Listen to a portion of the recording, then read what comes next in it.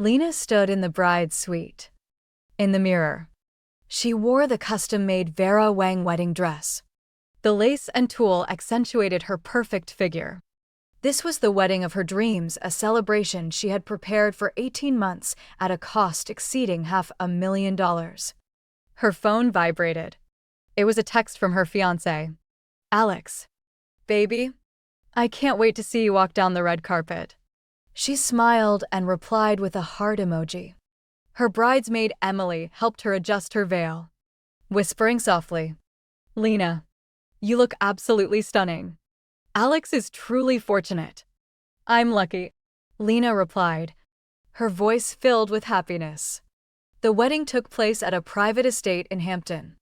200 guests were seated. Lena's father, Richard, entered the room with tears in his eyes. My little princess. Are you ready? I've never been so certain. Lena held her father's arm. The orchestra played the wedding march. The white chairs in the garden were neatly arranged, and rose petals covered the walkway. Lena scanned the faces of the guests. Her mother Margaret was crying in the front row, while her brother Michael gave her a thumbs up. Her gaze then fell on the altar. Alex stood there, his handsome black tuxedo accentuating his athletic build. But the man beside him made Lena stop in her tracks. The best man was Marcus, Alex's brother. That was perfectly normal.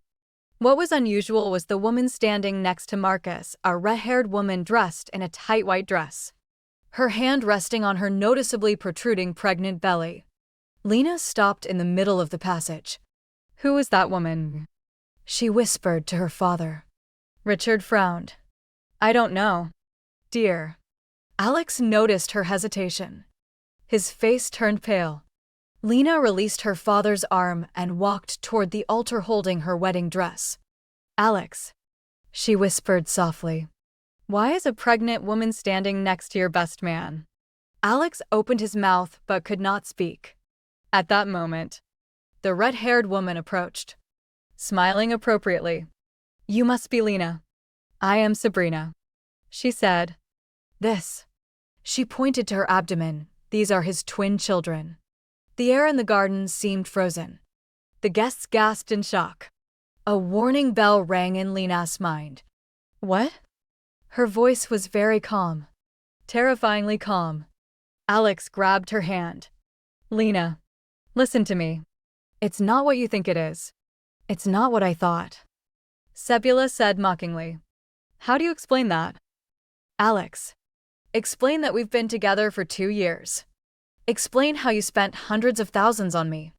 Explain that you told me Lena was just your bank account. Lena shook off Alex's hand. 2 years. Alex knelt down. Lena, please. I love you. Sabrina was a mistake, a drunken blunder. A drunk mistake that lasted for 2 years. Lena's voice finally trembled. You told me last night that you were chairing the board meeting. Were you with her? Alex lowered his head. Sebula smiled. He spent at least 3 nights with me each week. He told you that he worked overtime during those nights. And when he lay beside me, he was planning how to control you after I gave birth. Lena turned to the guests. She saw her mother weeping bitterly, while her father clenched his fists in anger. Michael had already stood up, seemingly ready to rush forward and beat Alex. She noticed many shocked faces, as well as some who were unsurprised, the obvious sign that certain people knew the truth. She took a deep breath. The wedding was canceled. The word exploded in the garden like a bomb. The pastor closed the Bible awkwardly. The band ceased playing. Gloria, Alex's mother, screamed as she ran toward her son. Lena, please. Alex caught up with us. Think about everything we have. Think about the life we've planned for ourselves. Think about it when you planned to deceive me. Did you consider these things? Lena turned around and said word by word. You said you loved me. Alex, you asked me to help finance $2 million for your company on the brink of bankruptcy. You asked me to provide the property deed for the apartment you've moved into. You asked me to pay your sister's tuition at an Ivy League university. And now I've discovered you have another woman outside, and that she's pregnant with your child." Sabrina walked leisurely over to Alex. "Oh, dear. You don't know there's even more to it, do you?" Lena stared at her. "What does that mean?" Sebula pulled out a document from her handbag. "Alex and I were not merely having an affair. We were part of a scheme orchestrated by his entire family. In fact, he wasn't just with me. There were others involved as well." Alex's face had completely lost its color. "Sabrina, shut up." "No," Sebula said calmly. "Why not tell her the whole truth? Alex's family business is on the brink of actual bankruptcy, that's no lie. They need Lena Morrison's money, but they also need to preserve the family legacy. Alex's parents had 5 different women, all of whom became pregnant with his child. I was the third. The first in California, the second in Florida, the fourth in Chicago, and the fifth in London." Lena felt as if a bucket of ice water had poured over her from head to toe. 6 women. 6 women. 6 twins. Sebula corrected. Not 6 twins from the same uterus, but 6 distinct carriers of Alex's genes, a meticulously planned genetic continuation scheme. His parents believe that only through multiple offspring can they ensure the transmission of their family's superior genes. And you, my dear Lena, are the dowry. By marrying Alex, your trust fund will be released, and his family will receive a $50 million financial injection. Once the funds arrive, they will gradually marginalize you. Then Alex will begin a formal family life with me and other women. As for you, due to a clause in the prenuptial agreement, you will receive nothing." Lena turned to Alex. His silence was the best answer. Was this really true? Alex lowered his head. "Lena, we can discuss this. If you're willing to become the children's legal mother." "Are you crazy?" Lena's voice finally erupted. "Do you think I'd agree to something like this?" Margaret rushed over. "My God. Lena, we need to call the police." "No, Mother." Lena raised her hand. She turned to the guests. Her voice was loud and clear. "Ladies and gentlemen, today's wedding is canceled, not because of any misunderstanding, but because I have discovered that my fiancé, Alex Walker, is a fraudster, a manipulator, a conspirator plotting to steal my wealth and establish his personal genetic empire. He has not only betrayed me, he also has 5 other women carrying his children. I thank you for your goodwill in coming here today, but now, I ask you to leave." The guests began to stir. Some applauded, others cursed. Alex's father, Harold, stepped forward in an attempt to salvage the situation. "Lena," he said, "we can talk. Commercial marriages are common among the wealthy class. We can renegotiate the terms." "The terms?" Lena sneered. "Mr. Harold, I'll have my father and the lawyer contact you. I warn you, I'll recover every penny I invested in your company. I'll have your son removed from my property deed. And regarding your sister's tuition fees, Alex, you'll pay them off by the end of the month. Otherwise, I'll file charges of fraud against you." She turned around. She didn't even glance at Alex one last time. She walked back to the manor. Behind her, she heard Sabrina's laughter and Alex's furious roar. Emily ran after her into the house. "Lena, are you okay?" "No," Lena replied, but there was a strange calmness in her voice. "But I'll be fine. Call my brother Michael. I need his help with something." "What's up?" Lena took off her wedding dress and threw it on the ground. "I want Alex Walker to regret everything he did today. This is not just a ruined wedding, it marks the beginning of a war." She picked up her phone and dialed a number. "Marcus." It was Lena.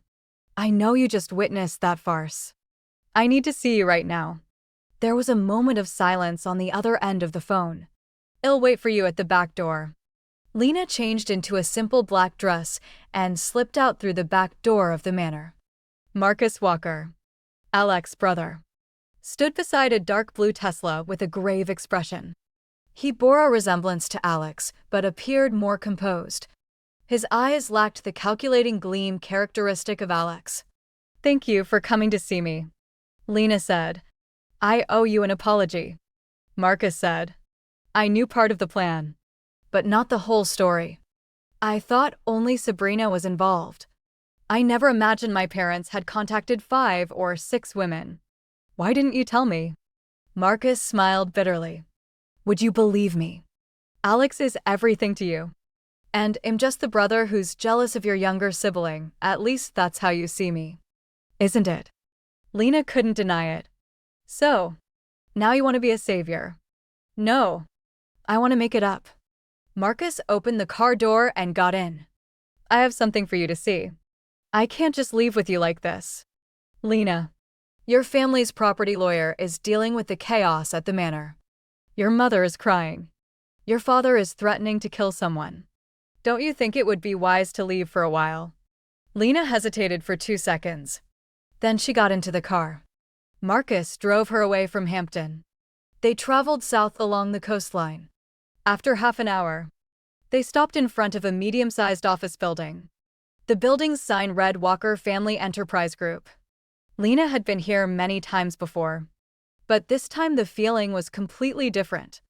"My parents aren't here tonight," Marcus said.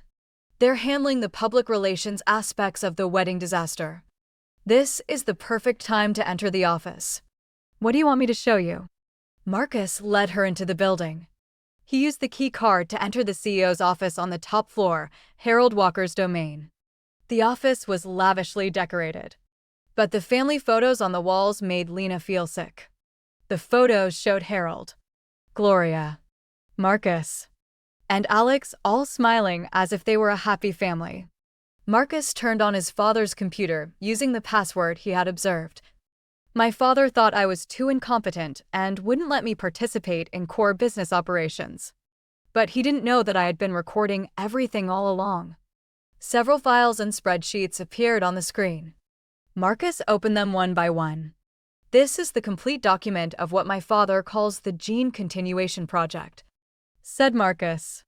6 surrogate mothers, not 6 mothers, but 6 mistresses, all residing in different cities. Alex has signed agreements with them. Each will receive $1 million upon the child's birth in exchange for agreeing to entrust the child to the Walker family for upbringing.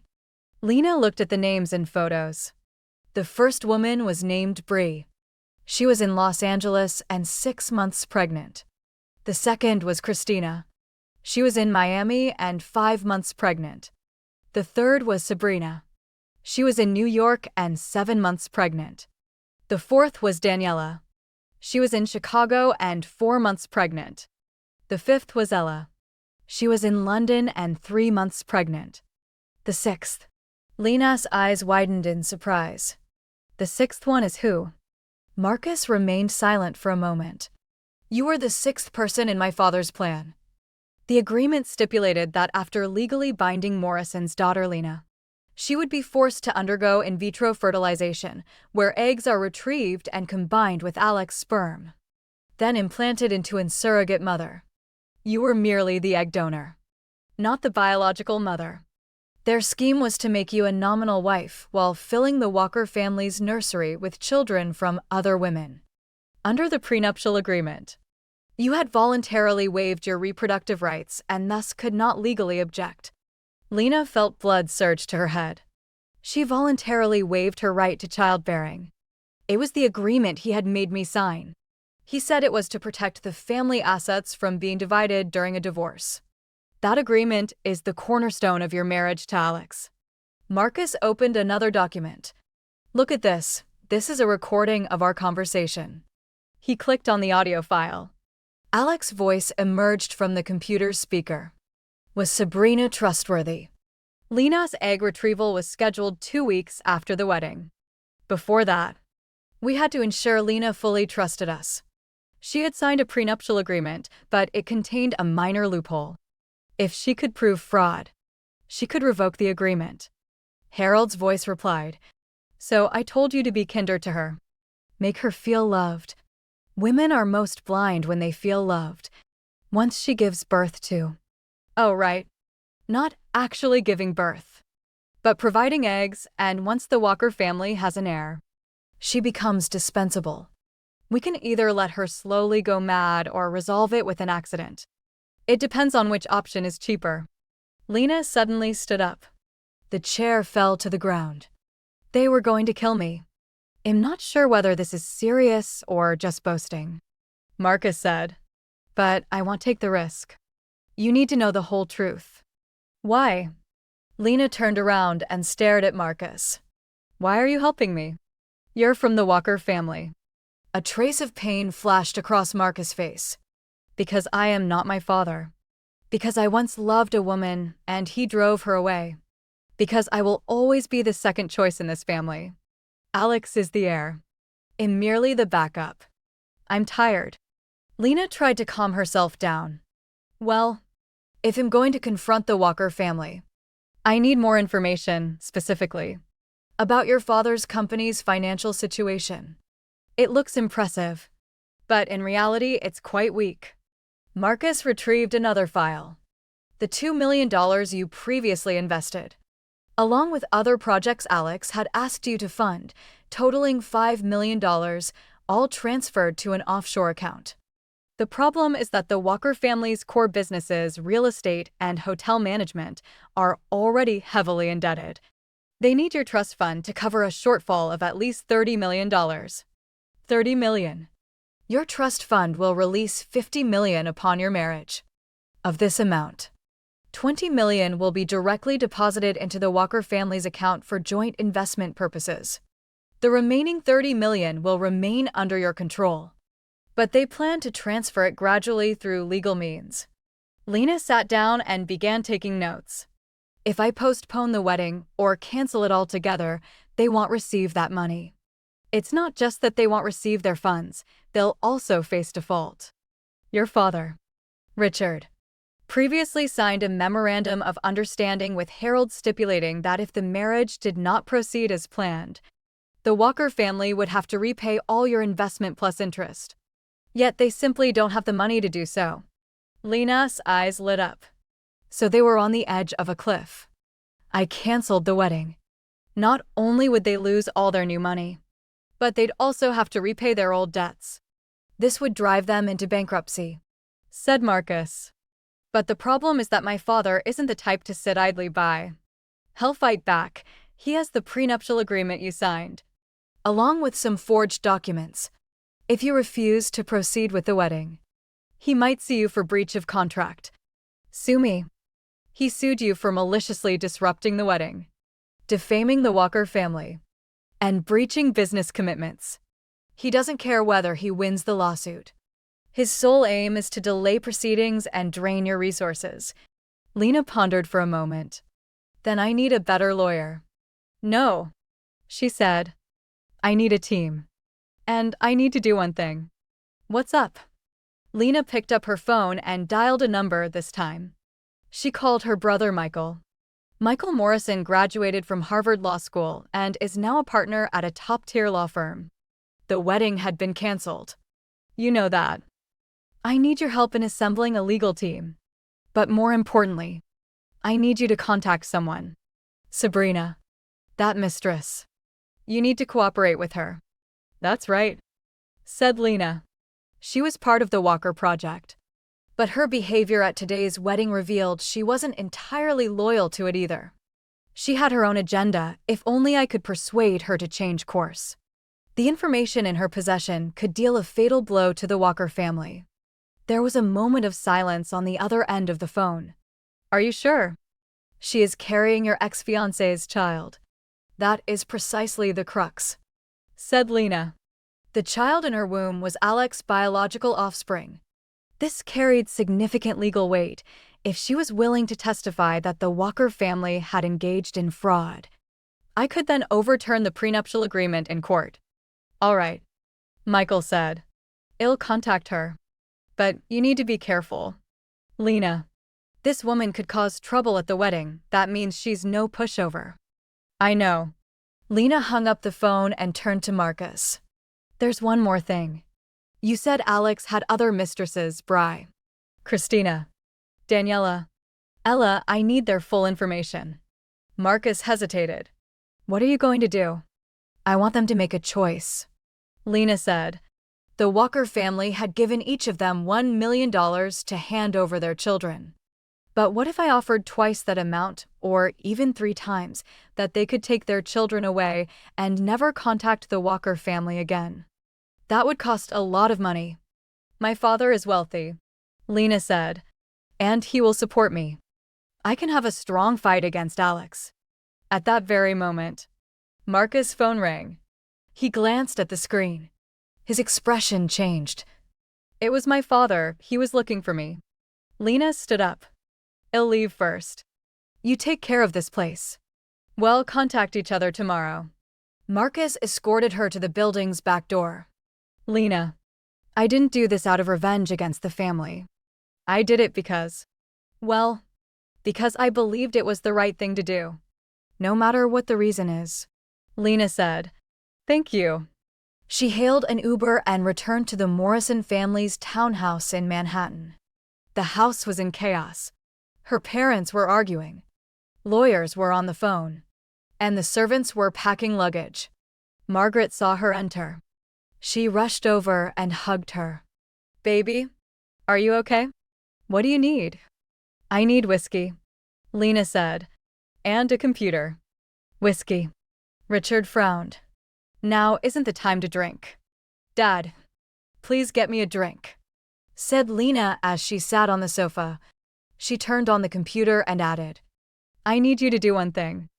Investigate the entire financial history of the Walker family since 10 years ago. Document any transactions that appear suspicious. Richard sat down. You think they have hidden assets? I think they have hidden debts, Lena said.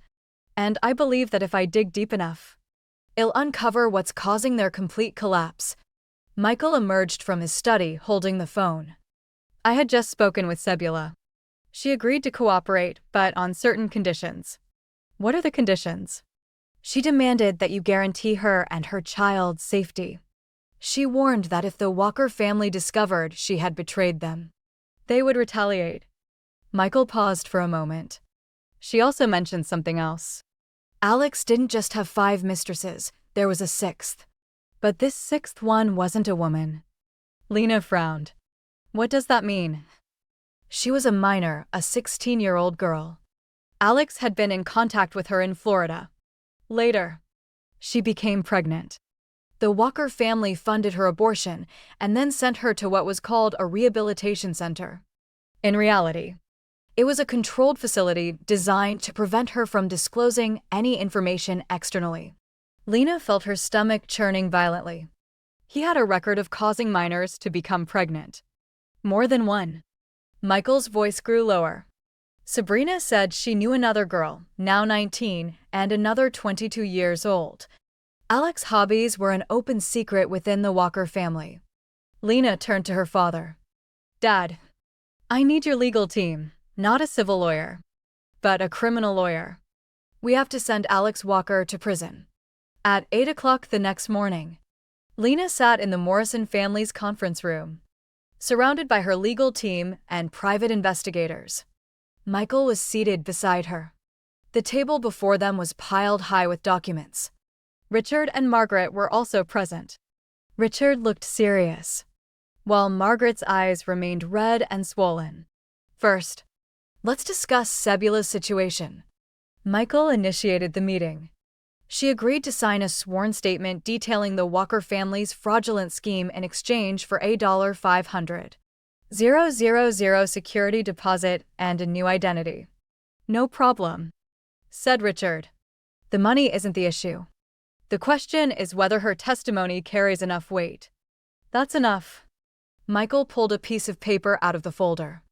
She said she had the recordings, text messages, emails, all their communications over the past year. One of those recordings contained Alex's own words. Lena's money is our only hope. Without her, the entire family will go bankrupt. Lena nodded. When would Sabrina officially give her testimony? 3 o'clock this afternoon. Michael said in our law firm office. But we still need to deal with other mistresses, Bree. The one from Los Angeles, who has rejected our proposal. She stands with the Walker family. For what reason? The Walker family promised to open a beauty salon in Southern California for her after she handed over her child. She regarded this as her life goal. Lena wrote it down in her notebook. Let's set her free for now, she said. Christina is in Miami. She was still considering. Michael said. Denise has agreed to cooperate with us in Chicago. She shows no loyalty to the Walker family. Her sole interest is financial gain. Ella is still in the early stages of pregnancy in London. The Walker family has not yet formally contacted her to propose the agreement. Let's focus on Christina and Denise first, Lena said. Then there's the sixth mistress. No. The victim, the 16-year-old girl from Florida. Have we found her? Private investigator Vincent spoke. He was in his 50s, a man with gray hair and eagle-like eyes. He had found her. Her name was Zoe Miller. She was currently at a youth transition center outside Orlando, Florida. It wasn't a rehabilitation facility. It was an operation run by a private company specifically for troubled teenagers. She had been held there for 10 months. Guan. Restriction of personal freedom. No telephone access. No visitors permitted. No right to leave. The facility owner maintains a long-standing business relationship with the Walker family. We have reason to believe that Zoe was illegally detained. Margaret gasped in shock. Oh my God. She was only 16 years old. We need to contact her parents. Lena said. She has no parents. Vincent said. She was raised in a foster care system. That's why the Walker family chose her. No family member would stand up for her. A silence fell in the meeting room for a few seconds. Lena gripped her pen tightly. Then let's stand up for her. Vincent said. I need you to investigate the facility's operating permits and regulatory authorities. At the same time, Michael added, we need a legal strategy to get her out of there. I know a federal judge in Florida, said Richard. He worked with me when I was practicing as a public interest lawyer. I can call him. Dad. That's great. Lena moved on to other topics. Now let's return to the Walker family itself. How reliable are the financial figures Marcus provided us? Michael opened a financial analysis report. At first glance, the findings appear highly reliable. The Walker Family Enterprise Group has incurred losses in 3 of the past 5 years and has been covering its deficits through continuous borrowing. However, the financial hole continues to widen. The primary debts originate from 3 sources. First, the Miami Beach hotel project they acquired, which was 2 years behind schedule with costs exceeding budget by 3 times. Second, Harold's personal gambling debts amounting to approximately $4.5 million. And third, Gloria's charitable foundation, which ostensibly engages in philanthropy but in reality channels funds into offshore accounts. They still owe me $5 million in investment funds, Lena said. The amount was explicitly designated as a recoverable debt in the agreement. If the Walker family goes bankrupt, would I have priority access to this money? We need to review the arrangements of the bankruptcy court, said Michael. However, we can apply for asset freezing before they file for bankruptcy. If we can prove that the Walker family engaged in fraud, the judge may order the freezing of their bank accounts.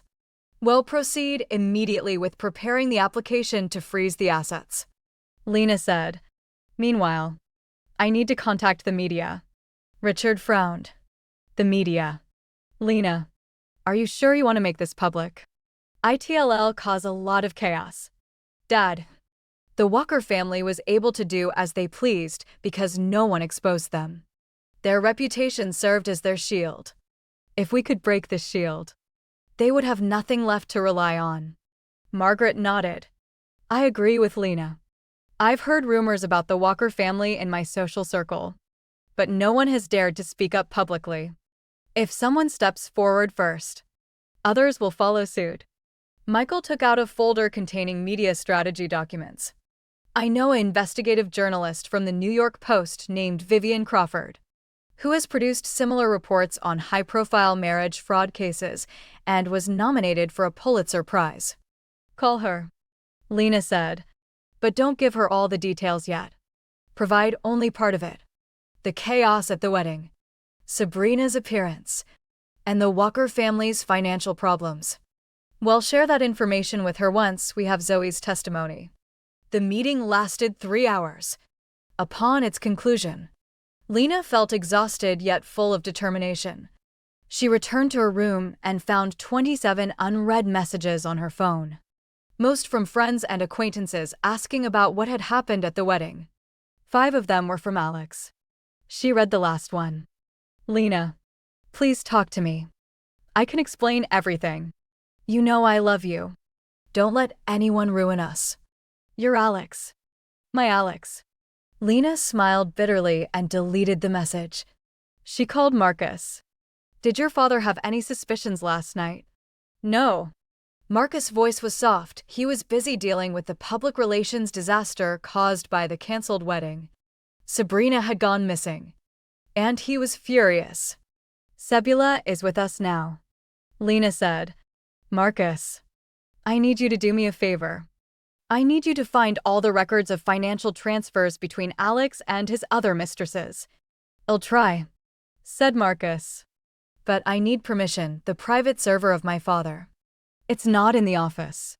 It's in the basement of his house. Is it dangerous? If I'm discovered, I might be expelled from the family or worse. Marcus paused. But I will do it. Lena, there's something you need to know. Sabrina said she's carrying twins. That's true. But my father originally planned for her to relinquish custody after the twins were born and hand them over to Gloria for upbringing. Gloria intends to claim the children as her own, those unexpected twins in her later years. She wants to raise her granddaughter as her own daughter. This is not a matter of blood ties.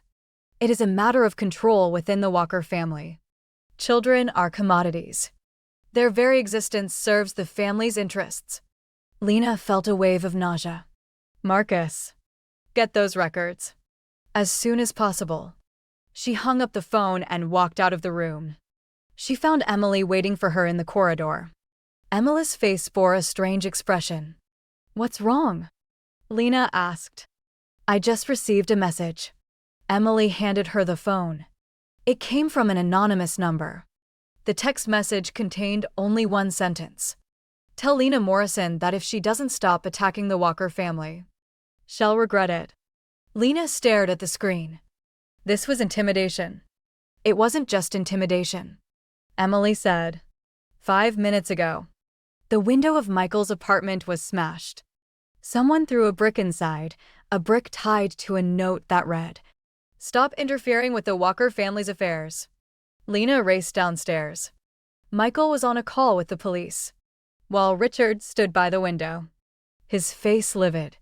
They know exactly what we're doing, Michael said after hanging up. Our moves are far more exposed than we thought. This can't be a coincidence. Lena replied, We're being watched. Or someone on the inside has leaked information. Everyone around the conference table exchanged wary glances. Lena began to wonder who knew all her plans. Michael. Her parents. Vincent. Marcus. Then there was her assistant and her legal team. Anyone could be the mole. From now on, all communications must go through encrypted channels, Michael stated. Well, also split up.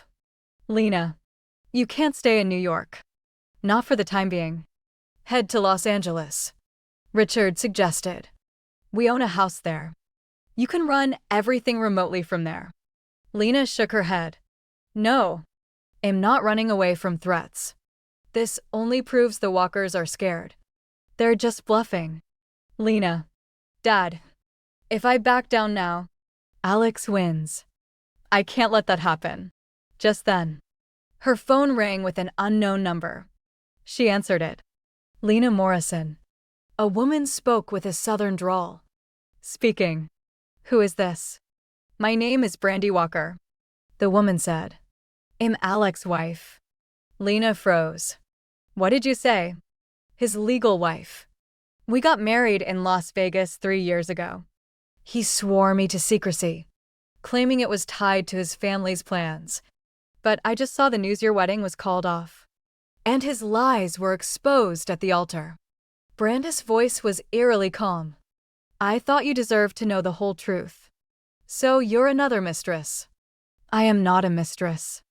I am his lawful spouse. 3 years ago, he needed proof of marriage to take control of his grandfather's trust fund. I was his pawn. In return, I got a house and $5,000 a month, on the condition that our marriage stayed hidden. Lena closed her eyes. He had lied to her. He had been lying all along. He's lied to everyone. Brandy said, but I'm not calling for sympathy. I'm here to help. I have copies of our marriage certificate, wedding photos, and recordings of him threatening me to stay quiet. I can hand all this evidence over to you. What's your price? Protect me. If the Walkers find out I've betrayed them, they'll destroy me. I have some savings, but not nearly enough to keep myself safe. Lena thought for 2 seconds. Come to New York. I'll put you up somewhere safe. And well keep you guarded. I'm on my way. I'll arrive tomorrow at noon. The call ended. Lena turned to Michael. We need to beef up security.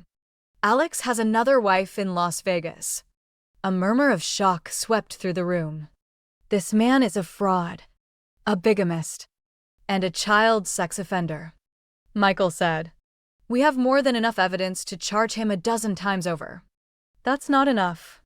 Lena said firmly, I want more than a conviction. I want him to lose everything: his family, his fortune, his freedom, his dignity. Only then will he understand what he did to me. 3 days later, Lena sat in a hotel suite in Manhattan, facing 4 women. Sabrina was pregnant with twins. Brandy was Alex's legal wife. Christina, his mistress from Miami, was 5 months pregnant. And Danica, his mistress from Chicago, was 4 months along. These 4 women represented every layer of Alex Walker's deception and manipulation.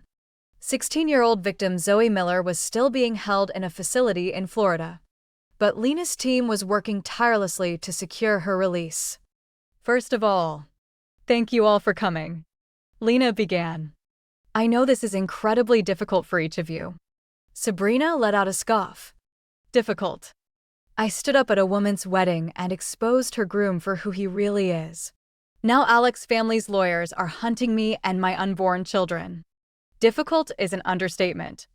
Fair enough.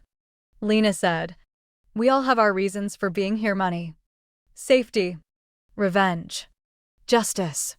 I don't care what drives you. All I care about is the outcome. Alex Walker has to be stopped. Brandy pulled out a document bag. Erase the evidence I mentioned. Our marriage certificate, wedding photos, bank transfer records, and hours of recorded conversations, roughly 30 hours in total. Michael took the bag and quickly flipped through the contents. What's on these recordings? Alex explains in detail why he had to keep our marriage a secret. He talks about your engagement to him, which was less than a month old at the time, and how he had to keep acting like a bachelor. In another clip, he quotes his father Harold, who called you Lena Morrison the ultimate prize. His exact words were that they had to get you to marry him at all costs. Lena jotted down the details, then turned to Christina.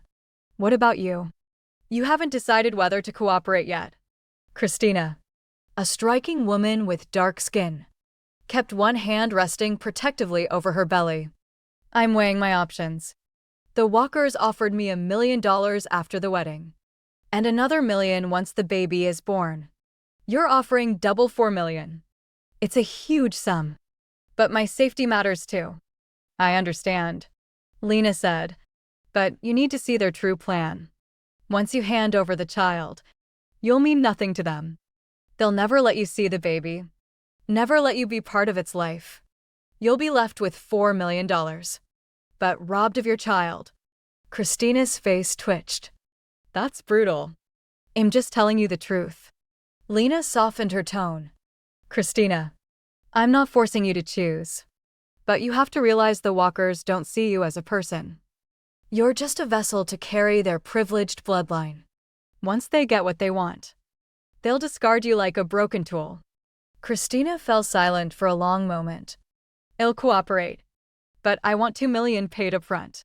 And the rest after the baby is born. That's acceptable.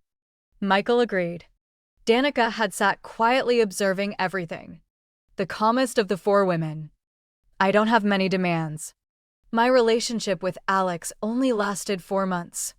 He barely contacted me after I got pregnant. I think I was just his backup. An insurance policy in case his other mistresses caused trouble. I feel nothing for him. Nor do I have strong feelings about the baby. I'll give birth and leave the child with the Morrisons or whoever is willing to raise it. All I ask is to be completely cut off from the walkers. Make sure they never find me. That can be arranged. Lena said. We'll get you a new identity and enough funds to start over. Danica nodded. The meeting lasted 3 hours. When it ended, all 4 women signed sworn statements. Michael sorted through every document and made backups in 3 separate secure locations. Now, Lena said, we need to talk to Alex himself. You want to meet him? Sabrina frowned. I need to speak to him. And record every word. I need him to admit his crimes out loud. Michael shook his head. It's far too dangerous. He could hurt you. I'll meet him in a public place with security nearby. And I'll wear a recording device. Lena replied. This is the final piece. With his recorded confession plus all our existing evidence, we can ruin him both civilly and criminally.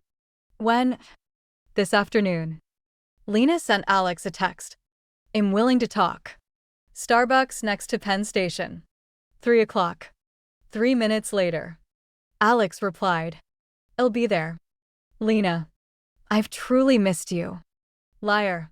Lena muttered to herself. At 3 o'clock that afternoon, Lena sat at a corner table in Starbucks. She wore a plain gray sweater, jeans, and a baseball cap. A professional recording app ran on her phone. Tucked inside her pocket, 10 feet away, a private security guard sat at another table, pretending to read a newspaper. When Alex walked in, Lena barely recognized him. He had lost at least 15 pounds, with deep dark circles under his eyes and an unkempt beard. His suit was crumpled, as if he had worn it for days. Lena, he said, sitting across from her and reaching out to touch her. Lena pulled her hand away. Don't touch me. Let's get straight to business. A look of hurt flickered across Alex's face, or perhaps it was feigned. I know you hate me. And you have every right to. But I need to explain. Explain what? That you have a wife. Or 5 mistresses. Or that you got a 16-year-old girl pregnant and locked her away. Alex's face drained of color. How do you know about all that? I have a competent investigation team. Lena said. Alex, I'm not here to listen to excuses. I'm giving you a chance. Admit everything you've done. Make a public apology. And pay back all the money you owe me. Then I might consider dropping the charges. Dropping the charges. Alex's tone turned sharp. Criminal charges. Bigamy is a federal offense. And so is having relations with a minor. Cooperate. And I won't take this to federal prosecutors. Alex stared at her for several seconds, then let out a cold, chilling laugh. Lena, you think you hold all the cards. You have nothing. The prenuptial agreement is legally binding. The money you gave me was a gift. Not a loan. The words of those mistresses won't stand up in court. As for bigamy, that Las Vegas marriage is invalid. I registered under a fake name. His grin widened. You think you can take me down? What exactly do your little investigators think they've found? We've found Zoe Miller. Lena said. Alex's smile froze. She's 16. Being held at a facility in Orlando. We have proof you knew her age. Knew she was pregnant. and knew exactly what happened between you two. A long silence followed. Alex tapped his fingers nervously against the table. "You're serious," he finally said. "I've always been serious." "Then let's make a deal." Alex leaned forward, lowering his voice. "I'll give you everything you want: money, assets, even the children those women are carrying. In return, you drop all charges and let my family and me walk free."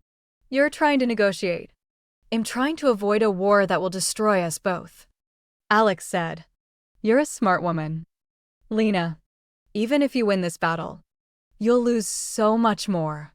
Your reputation, your social circle, your peace of mind.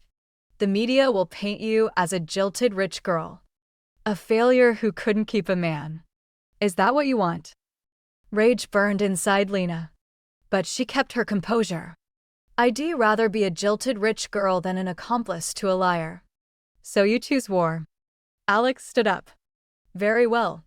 The war starts now. Let me warn you, you're not just up against me. You're up against the entire Walker family. We have lawyers, resources, and connections. You will regret this day." He turned and walked out of the cafe. Lena let the recorder run for another 30 seconds before turning it off. She pulled out her phone and texted Michael. "Got the recording?" His exact threat. "You will regret this day. Solid evidence of intimidation." Michael replied immediately. "Excellent. I'm heading to the federal prosecutor now." That night, Lena returned to her hotel room and found an envelope on the table. It had no stamp and no return address. Someone had delivered it by hand. She carefully opened it and pulled out a photograph. It showed her brother Michael stepping out of a car, shot from a distance with a telephoto lens. Scrawled on the back in handwriting were the words, "Next time, we want aim for the window." Lena's hands began to shake. She picked up the phone and dialed Michael's number. "Michael, where are you?" "At home." "What's wrong?" "Get out of there right now. You're being watched." They sent a threatening photo. Chaos erupted on the other end of the line as Michael began grabbing his things. "I'll come get you. We'll go somewhere safe together." "No," Lena said. "We split up. I'll go to Mom's house in Connecticut, and you head to Grandma's old place in Boston. Don't tell anyone your travel plans." "Lena, Michael, listen to me. This time, they mean to hurt us for real." She ended the call and summoned the head of security. "Step up protection for everyone: my family, my legal team, and those 4 women. From now on, no one moves around alone." The security chief nodded. "I'll make the arrangements. But Ms. Lena, if they mean business, you ought to consider leaving the country temporarily." Lena stared at the photograph and the handwritten words on its back. "No," she said firmly. "I won't let Alex Walker drive me out of my own life. This is my city, my country, and my fight. I'm not going anywhere." 2 weeks later, the situation took a dramatic turn. The FBI joined the investigation. It was not Lena who reached out to them. The Bureau had its own reasons. Special Agent Catherine O'Brien showed up at Lena's hotel, presented her credentials, and made a request Lena never saw coming. "Ms. Morrison, we've been looking into the Walker family's business operations. This is not about wedding fraud, bigamy, or domestic disputes. We're investigating far more serious crimes." Catherine O'Brien was a woman in her early 40s, with steel blue eyes and short hair, dressed in a standard dark business suit. She spoke in a calm, resolute tone, carrying the composed professionalism of a seasoned agent. "What exactly is it?" Lena asked. "Money laundering, international financial fraud, and dealings with hostile entities," Agent O'Brien replied. "The Walker Group is far more than a real estate and hotel management firm. For the past 6 years, it has operated as a pipeline for laundering illicit funds, moving dirty money from Eastern Europe and Asia into the United States." Lena sank back onto the sofa, struggling to process the shocking information. Are you saying the Walkers are part of a criminal syndicate? Not exactly a criminal group themselves, but a financial service provider for such organizations. Harold Walker built an elaborate system using hotel acquisitions, overseas wire transfers, and shell companies to legalize illegal capital. He takes a cut of 15 to 20% of every sum processed. Over 6 years, he has likely laundered well over $200 million. My God, Lena murmured. Your wedding and Alex's marital schemes are just pieces of a much bigger puzzle. Agent O'Brien pulled out a document. Look at this. Clause 14C in your prenuptial agreement. A provision added by the Walkers. It would allow their family to use the Morrison Family Trust Fund for global investments during your marriage. Their goal was to use your assets as a tool for money laundering. Lena took the document and skimmed through it quickly. The agent was right. She had never read Clause 14C closely, as Alex had claimed it was a standard term granting the Walkers authority to invest her trust fund as they saw fit. Had she married him, her $50 million would have been funneled straight into their money laundering network. So if I had gone through with the marriage, your funds would have become their primary source for the next laundering cycle. You would have unwittingly become complicit in a major criminal scheme. Agent O'Brien explained. That is why we are here. Ms. Morrison, you are more than a betrayed fiancé, you are a potential victim of a serious felony. What do you need me to do? We want you to keep engaging with the Walkers. This time, we'll have your back. Record every interaction, and notify us immediately whenever they try to contact you. We will install surveillance devices and keep a team on standby nearby. Lena thought for a moment. I'll do it. But Agent O'Brien, I have one condition. What is it? I want to be present for the arrest. I need to watch when you take Harold and Alex into custody. Agent O'Brien shook her head. This is not a movie. Civilians cannot participate in law enforcement operations. I don't intend to carry a weapon or kick down doors. I just want to be somewhere I can see them being handcuffed. Agent O'Brien paused to consider. I'll put in a request to my superiors, but I can't make any promises. Just do your best. Over the next 10 days, Lena acted as a double agent. On the surface, she negotiated with the Walkers through her lawyers over property division, the validity of the prenuptial agreement, and the return of her invested funds.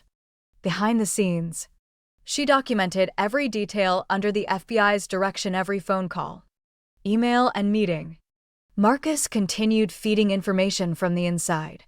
He managed to access the server in Harold's basement and downloaded more than 200 gigabytes of files, including complete money laundering records, transaction logs for overseas accounts, and backups of all communications from an encrypted messaging app. We've got everything you need here, Marcus said over the phone, his voice weary yet elated. There are records of Harold's exchanges with investors from the Middle East. These are no ordinary business partners, they have known ties to terrorist groups. Hand these files over to the FBI, Lena instructed. Not directly. Have your lawyer deliver them. We need to maintain a formal chain of custody. I've made backups across 5 separate locations, Marcus said. Lena, there's no turning back for me after this. If my father finds out, he'll cut me off completely. You won't be abandoned. The FBI has agreed to grant you a new identity and witness protection once you testify. Marcus fell silent for a while. What if I just hand over the files and skip testifying? That won't be enough. We need you to explain these documents in court. I know how terrifying this is, Marcus, but it's the only way to put an end to all the Walkers' crimes. Fine, Marcus sighed. I'll testify. On the evening of the 15th day, Lena received an unexpected call. It was not from Alex or Harold, but from Gloria Walker.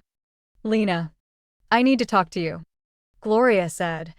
Her tone was different now, stripped of the poise she usually displayed at social events, replaced by vulnerability. No lawyers, no recordings, just the two of us. Lena hesitated. Where? The Boathouse Restaurant in Central Park. 10 o'clock tomorrow morning. How can I be sure this isn't a trap? Lena. I am a mother. My son could go to prison. And so could my husband. My family is falling apart. I have neither the energy nor the desire to set a trap. I just want to speak to someone I respect. Lena was surprised. You respect me. I always have. I simply chose my family over my conscience. Now I'm hoping I can save both. Gloria paused. See you tomorrow. The line went dead. Lena called Agent O'Brien at once. Gloria Walker wants to meet me. Don't go. The agent replied immediately. Agent. Ms. Morrison. Gloria Walker is no innocent bystander. She was involved in every one of her husband's schemes. She knew about the money laundering. And she knew about her son's relationship with the minor girl. This is not a sincere request for a talk. She's likely trying to save herself. If I refuse to meet her, we'll never know what she's really after. Agent O'Brien remained quiet for a long time. You may go, but we will set up surveillance around the area first. Keep your recording device running the entire time. And stay only in public areas. Do not enter any private rooms. Agreed. The next morning, Lena arrived at the Boathouse Restaurant. Gloria was already seated at a window table with a cup of coffee before her. She had not ordered any food. Lena sat down and activated her recording device. Thank you for coming. Gloria said. You said you wanted to talk. About what? Gloria looked straight into Lena's pale blue eyes, the same eyes as Alex. About my son. Which son? Marcus or Alex? Alex. I know what he has done. And I know his actions are unforgivable. But I'm begging you within your power. Do not destroy his entire life. Lena nearly let out a bitter laugh. Gloria, your son destroyed my trust, my wedding, and my financial security. He got a teenage girl pregnant and locked her away. He has a legal wife and 5 mistresses all at once. He plotted a marriage built entirely on deception. Tell me, why should I show him mercy? Because he is my son. Gloria's voice trembled. Lena, I am a mother. From the day Alex was born, my duty has been to protect him. I know I failed him, that I turned a blind eye to his mistakes. But if you could leave him even a little hope for the future, what exactly are you asking me to do? Gloria, drop the criminal charges. You can take everything in civil court, the money, the assets, the houses. Just don't send him to prison. Lena stared at her for a long moment. You want me to overlook his bigamy and his crimes against a minor. You want to let him walk free, while that 16-year-old girl is still locked in a facility controlled by your family. Gloria hung her head. I have no way to set her free. You could fight for that power. Lena retorted. Gloria, if you truly want to help your son, help Zoe instead. Release her. Give her enough money to rebuild her life. And ask her to go easy on your husband and son when she testifies. Gloria lifted her head. Do you think Zoe would agree to testify? She has already suffered greatly. Give her a chance to stand up to those who hurt her. And I believe she will. Lena stood up. Thank you for the coffee, Gloria. But my answer is no. Alex has to face the consequences of everything he has done. If he did not want to end up in prison, he should have made different choices long before this conversation. She turned and walked out of the restaurant. As she stepped outside, her phone vibrated with a message from Agent O'Brien. Don't look back. Head straight back to your hotel. We are moving the arrest operation forward immediately. Lena quickened her pace. On her way back to the hotel, she passed a street dominated by a huge electronic billboard broadcasting breaking news on CNN. Walker family scandal. High society marriage fraud uncovers money laundering ring. FBI launches investigation. The newscaster's voice echoed across the quiet street. Sources close to the case confirm the FBI has launched a full-scale probe into the Walker Group. The family faces allegations of money laundering, financial fraud, and involvement in transnational criminal activities. The Walkers' legal team states all family members firmly deny every charge. Lena came to a halt. The report continued. Meanwhile, allegations regarding Alex Walker's relationship with a minor have surfaced. A 16-year-old girl, identified under the alias Zoe, is said to have been illegally detained at a facility in Florida. Her legal representatives have announced a press conference scheduled for tomorrow. Someone had leaked the information, and it was not Lena. She had never spoken to the media about Zoe. Had it been Agent O'Brien, Marcus, or Gloria, whoever the source was, the outcome remained the same. The Walker family's ruin was now public knowledge. There was nowhere left for Alex to hide behind his wealth and reputation. Lena's phone vibrated again. This time, the caller was Alex. "Do you have any idea what you've done?" He roared down the line. "Do you realize what you've done to my family?" "I haven't done a thing." "Alex, you destroyed everything yourself." "Lena, if I'm going down, I'm taking you with me." The call ended abruptly. Lena stood frozen, phone in hand, a cold chill crawling up her spine. This was no empty threat, it was a promise. She needed to leave New York. And fast. Alex's threat came sooner than Lena had anticipated. At 2 o'clock in the dead of night, a loud crash jolted Lena awake in her 17th floor hotel suite. The noise came from the hallway, sounding like a door being forced open. She jumped out of bed and rushed to the door. Peering through the peephole, the corridor was plunged into darkness. The lights had been turned off. She then made out 2 figures, one tall, the other stocky, checking each guest room one by one. Lena sprinted back to the bed, grabbed her phone and dialed 911, followed immediately by Agent O'Brien. "There are men searching for me in the hallway," she whispered. "Which hotel are you in?" "Manhattan Riverside Hotel, room 1725. Do not open the door. Make no sound. And fasten the security chain. We'll have personnel there in 3 minutes." Lena hung up, secured the chain, and hid inside the closet. The small space was dim and thick with the chemical scent of dry cleaning. She clamped a hand over her mouth, forcing her breathing to stay steady and quiet. Footsteps drew nearer and nearer. Next, the doorknob twisted. She had forgotten to lock the door. The door creaked open, caught short by the security chain, leaving only a 3-inch gap. The tall man's face appeared in the crack, his eyes scanning the room. Lena caught sight of him through a slit in the closet door, a man in his 40s with a scar across his face and empty, emotionless eyes. "Is she in here?" The stocky man called from behind him. "Not sure. Looks like she's already gone." The tall man reached through the gap, trying to pry the chain loose. The metal links groaned under the strain. Lena typed a quick message to Agent O'Brien. "They're breaking the door chain." The reply came instantly. 30 seconds out. The chain bent further under the man's tug, its fixtures starting to pull away from the door frame. One more yank, and it would snap free. Just then, the chime of an arriving elevator rang out at the end of the hallway.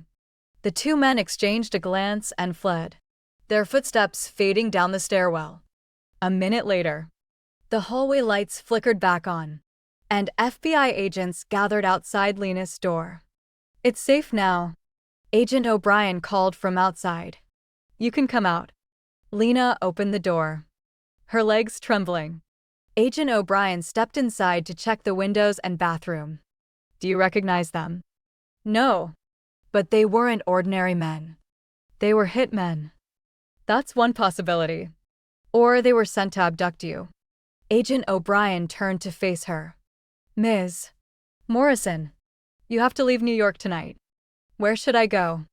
"We have a safe house in Virginia. You'll stay there until we complete the arrests." Lena began packing her belongings. Does Alex know about this? Were those men sent by him?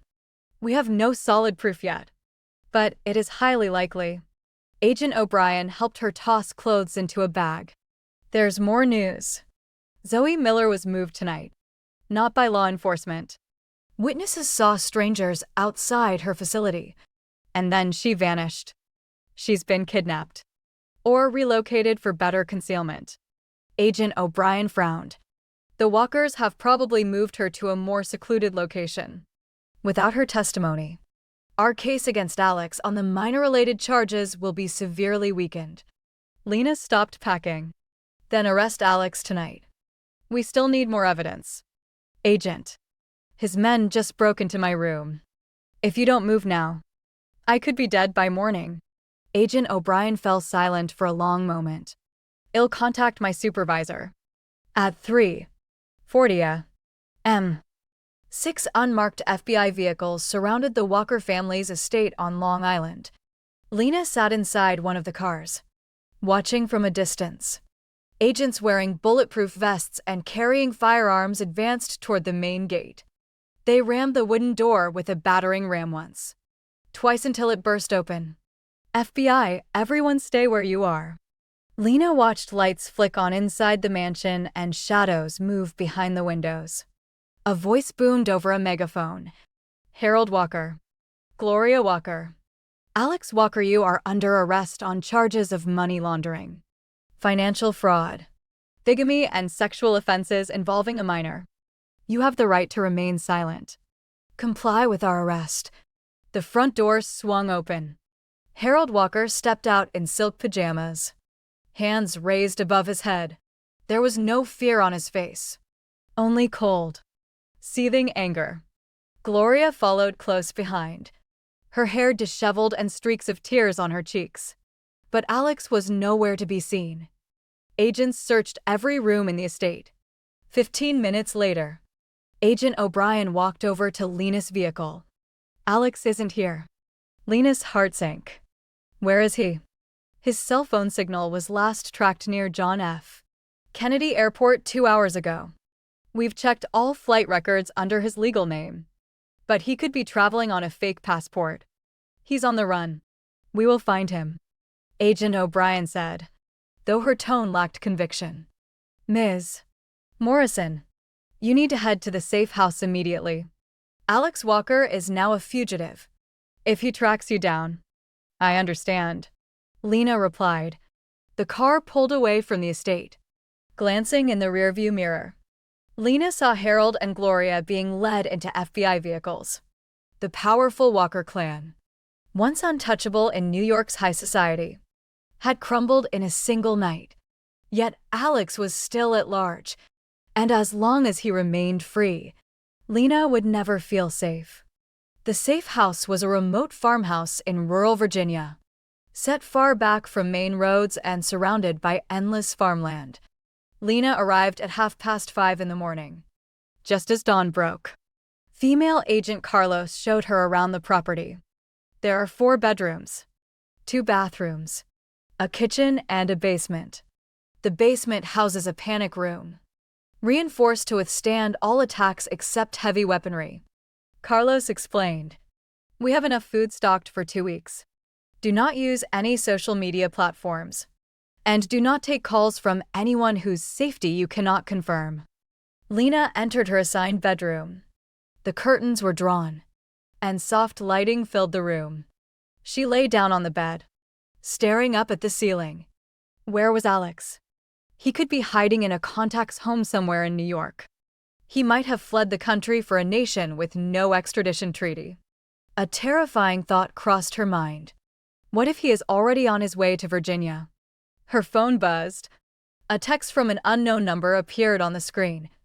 You think you've won, Lena. The war has only just begun.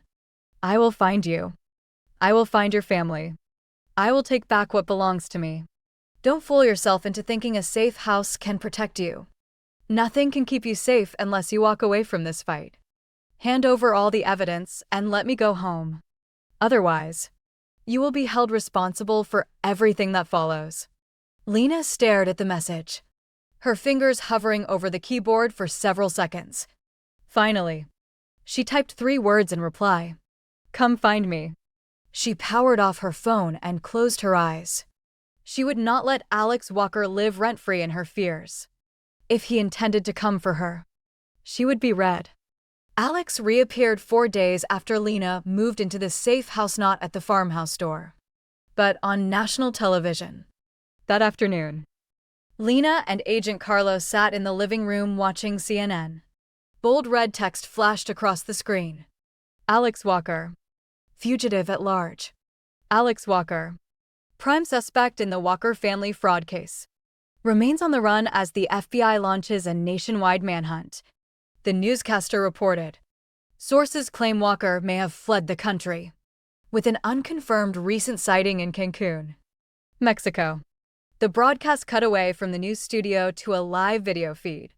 The background was the interior of a warehouse, with plain gray walls and bare overhead light bulbs. Alex Walker sat centered in the frame, dressed in a black t-shirt and jeans. His hair was messy, and a wild glint burned in his eyes. He sat in a metal chair, speaking directly to a laptop camera, clearly recording a statement for the public. People of America, he began, his voice hoarse yet forceful. My name is Alex Walker. Over the past 2 weeks, you have heard countless lies about me and my family. They call me a fraud, a criminal, a monster. They accuse me of relations with a minor, of being part of a money laundering ring. He paused, locking his gaze straight on the lens. Every word of it is a lie. All of it was fabricated by Lena Morrison, a woman I rejected. Lena sat bolt upright. He was issuing a public rebuttal. I see it, Agent Carlos said, already reaching for her phone to make a call. Alex kept speaking. My engagement to Lena Morrison was the biggest mistake of my life. She is controlling, jealous, and volatile. When I refused to cut off all contact with other women as she demanded, she set out to destroy me. She bribed my brother Marcus, a lifelong failure who has always envied me, to forge documents. She paid off those women to make up false stories. She even bribed an FBI agent to frame my family. He's turning the tables, Lena muttered. He's desperate, Carlos replied. His legal team must have told him he has no way out.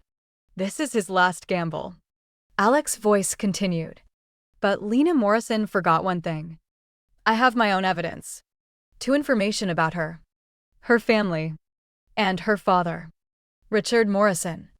For 20 years, he has secured business contracts by bribing government officials. A sharp twist in Lena's stomach. Her father had operated in the gray areas of business, like many wealthy entrepreneurs. But bribery was something she had never suspected. I have proof right here. Alex lifted an envelope from off-camera and held it up to the lens.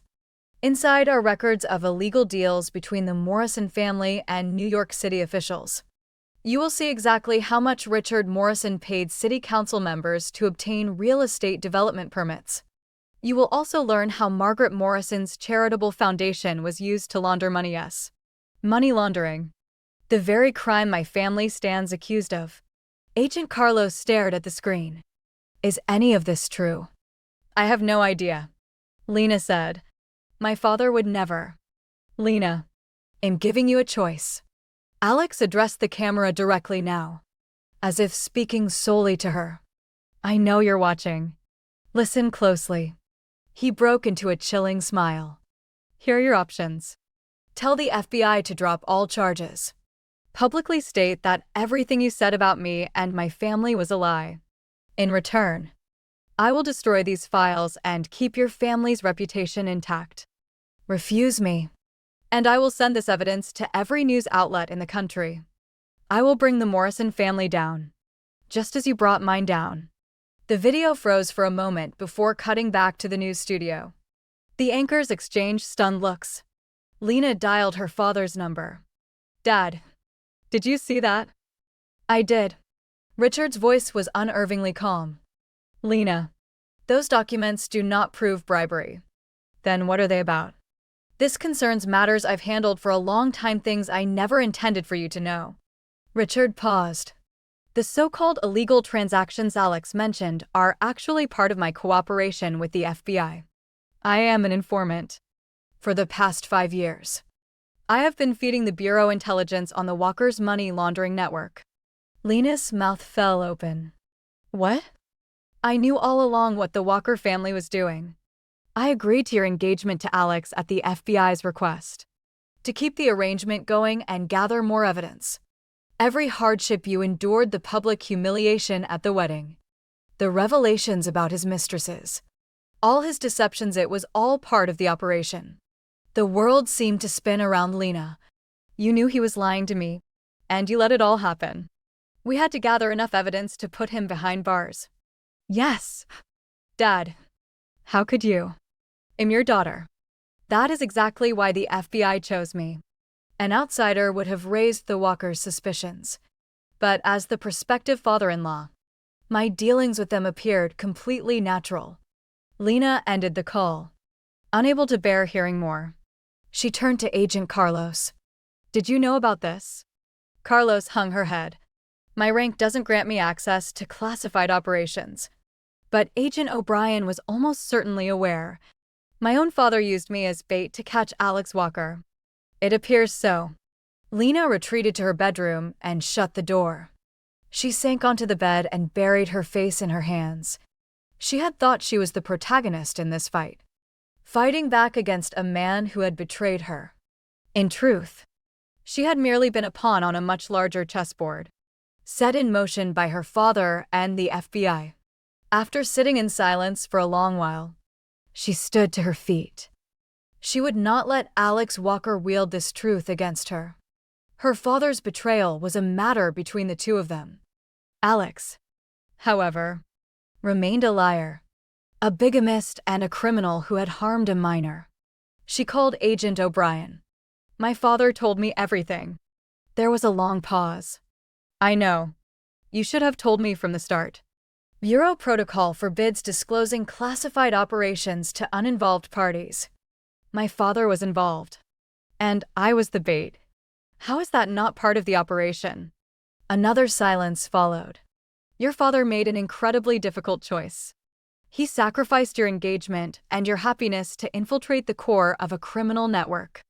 I cannot judge whether his choice was right or wrong. But I will say this. This case would not have advanced so quickly without your courage and resolve.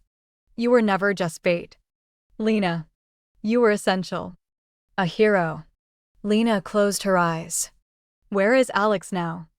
The search continues. We traced the video's IP address to an abandoned warehouse in New Jersey. But he was gone by the time our team arrived. He keeps moving locations constantly. We will find him. Let me help. That's out of the question. Agent. He fixates on my every move.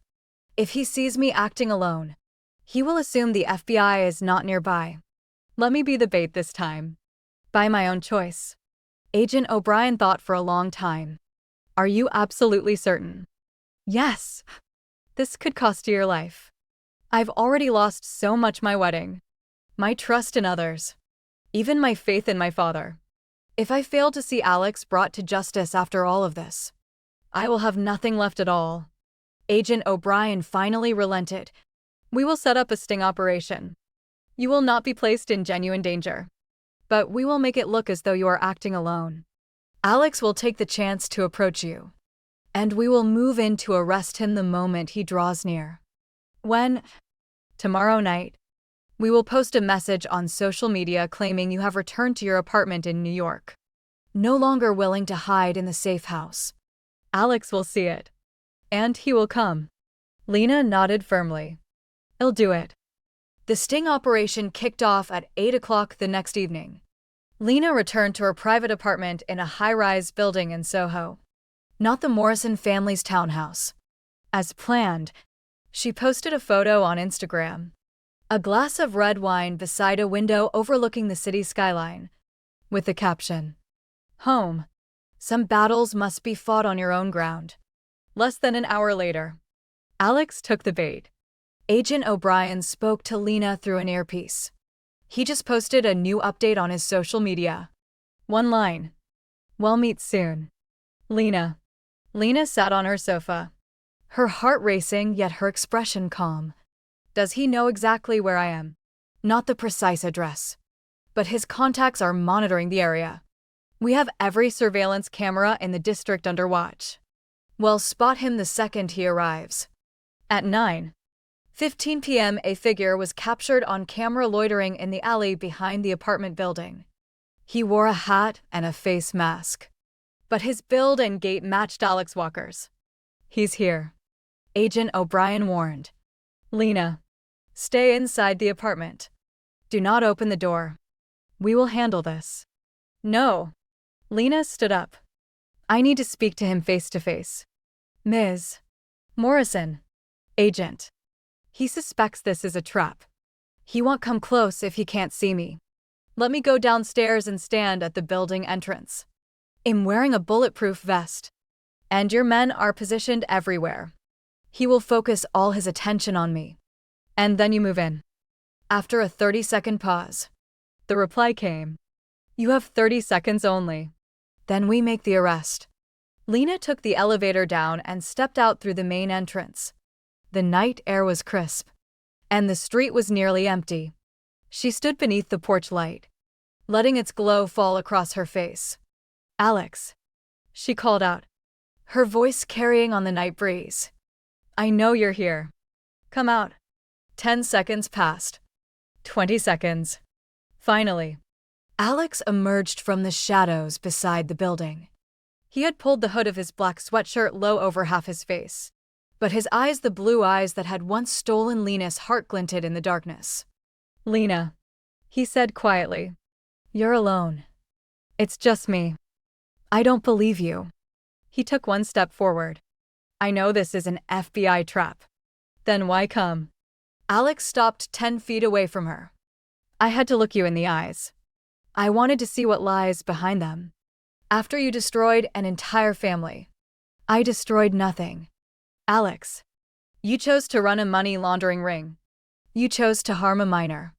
You chose to build an elaborate financial scam built around a fake marriage. Every last one of these was your decision. My decision. Alex raised his voice. My family raised me for this life from the day I was born. I never had a choice, just like you had no choice but to be your father's pawn. Lena pressed her lips together. My father's choices are between him and me. Right now, I'm asking you, do you have any regrets? Regrets about what? Regret lying to me. Regret turning our wedding into a farce.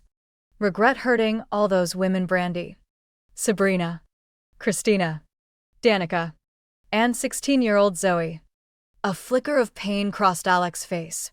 Zoe was an accident. I never planned for any of that. You are a grown man. Alex, you cannot dismiss a relationship with a minor as an accident. You stand on your high horse because you've never lived my life. He took 2 more steps forward. If you'd been born into my family, you would have done exactly the same things. You think your father is a saint. He has committed acts far worse than mine to get what he wants. My father betrayed me, Lena said, but that is our business. Answer my question. Do you regret what you've done? Alex stared at her for a long time, then let out a tired, resigned smile. Yes, he admitted. I regret it. I regret that things didn't work out between us, not the woman standing here now, but the one who trusted me, loved me, and was ready to walk down the aisle to marry me. If I could turn back time, I would have chosen a different path. It's too late for that, Lena said. I know. In that instant, the headlights of unmarked black SUVs blazed to life at both ends of the street, flooding the block with harsh light. Car doors flew open, and fully armed FBI agents swarmed forward. Alex Walker, you are under arrest. Get on the ground and place your hands behind your head. Alex did not resist. He looked straight at Lena and spoke softly. You win. Lena. He sank to his knees and lay flat on the pavement. 6 months later, Federal Court for the Southern District of New York. Lena sat in the front row of the gallery. Behind her were her mother, Margaret, her brother, Michael, and Emily. Her father, Richard, was absent, not out of indifference, but because Lena had asked him not to come. Their relationship had been strained ever since she learned of his role in the FBI operation. She was trying to forgive him, yet she was not ready to face him just yet. The judge struck the gavel. Alex Walker, please rise. Alex stood up, dressed in an orange prison uniform, his hair cropped short. The wild glint was gone from his eyes. In its place lay a quiet resignation, a total surrender. The jury has reached a verdict, the judge announced. The defendant, Alex Walker, has been found guilty on 3 counts of financial fraud, 2 counts of money laundering, 1 count of bigamy, and 2 counts of sexual offenses involving a minor. This court hereby sentences you to 30 years in federal prison without the possibility of parole. A murmur rippled through the courtroom. Seated on the opposite side, Gloria Walker broke down into muffled sobs. Harold Walker had already been convicted in a separate trial and sentenced to 25 years behind bars. The judge continued. Furthermore, the court orders the defendant and his family to pay compensation to all victims. Lena Morrison shall receive full restitution of her $5 million in invested funds, along with $2 million in damages for emotional distress. All other victims will be awarded compensation commensurate with their respective losses. Court officers led Alex away. Just before stepping out of the courtroom, he turned and scanned the gallery, his gaze settling on Lena. He said nothing, but his lips moved. Lena read the words clearly. "I'm sorry."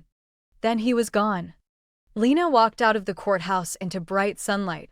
She took a deep breath, overwhelmed by a sense of relief she had never known before.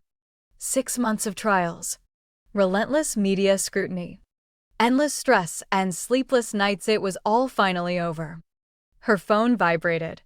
The first message was from Brandy, Alex's legal wife. "Heard the verdict. Thank you, Lena. You've set all of us free." The second came from Sabrina. "My twins are due next month.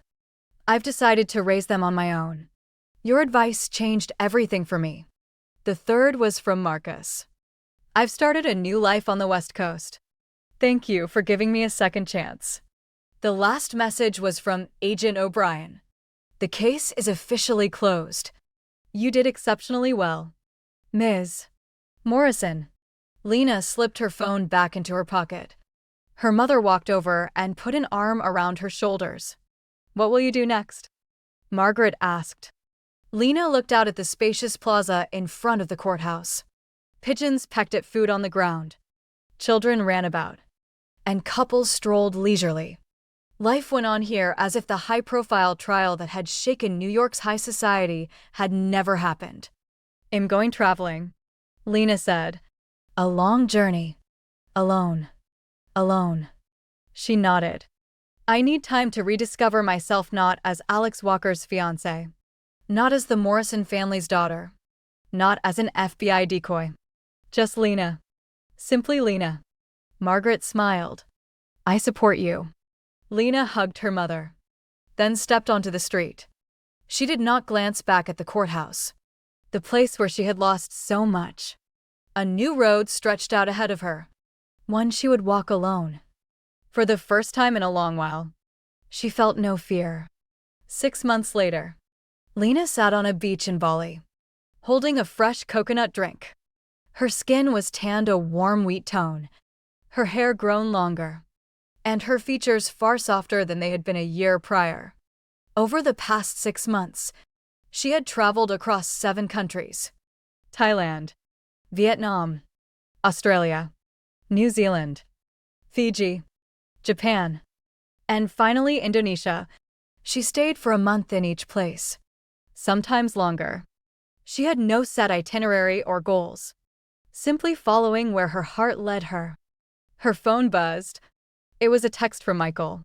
"Dad wants to video call you. He asks about you every single day. I know you're still upset with him, but he's our father. He made a terrible mistake, but he loves you." Lena stared at the screen for a long moment, then answered the call. Richard's face appeared on screen. He looked much older now, his hair almost completely white. "Lena," he said, his voice hoarse. "Dad, I know an apology is not enough. I don't expect you to forgive me right away. I just need you to know. I regret every choice I made. I should have protected you, not put you in harm's way. This is my fault. And it always will be." Lena fell silent for a time, listening to the waves crash gently on the shore in the distance. "Dad," she said at last, "I can't say I've forgiven you yet, but I'm trying to understand. You made a choice in an impossible situation. It hurt me deeply, but I know you never meant to. You were trying to stop something far worse." "Lena, let me finish. I'm still traveling, still figuring out who I am. But one thing I've realized for sure, I will never be like you. I will never sacrifice the people I love for a greater cause. I'll find another way, a way that hurts no one." Tears welled up in Richard's eyes. "You are my daughter. You have always been a better person than I am.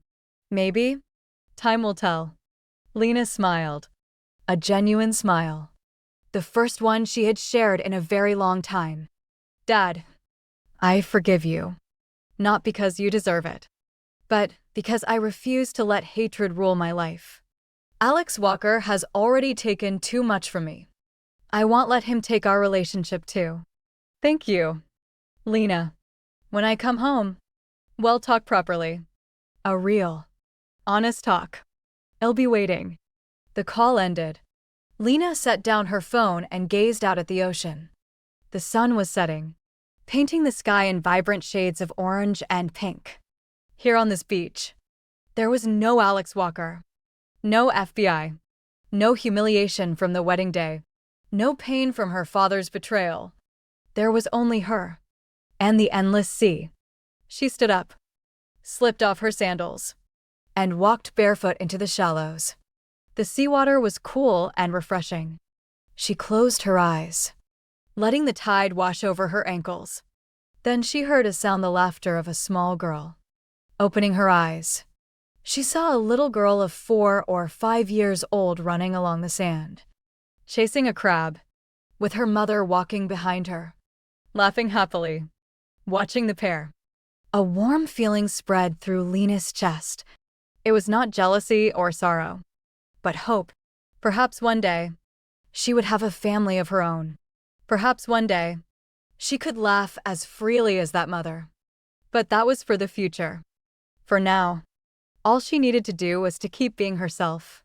The waves rolled steadily onward. The sky continued to shift hues. And Lena Morrison kept living, not merely surviving, but truly living. As the sun dipped below the horizon over Ballast Shore, her phone vibrated once more. It was not Michael, nor her father, but someone she had never expected to hear from again. "Sabrina, the twins are here. A boy and a girl. Alex contacted me through his lawyer, asking to see them. I turned him down. Thank you for your advice back then. Without you, I might have handed my children over to the Walkers. I'm raising them on my own, and I'll never let them turn out like Alex." A faint smile tugged at Lena's lips as she typed her reply. "Congratulations, Sabrina. You made a brave choice. Reach out if you ever need anything." She put her phone away and headed back to the wooden cottage she had rented on the island. A traditional house surrounded by palm trees with an ocean view from every window. Over the past 6 months, she had stayed in luxury resorts and simple local homestays alike.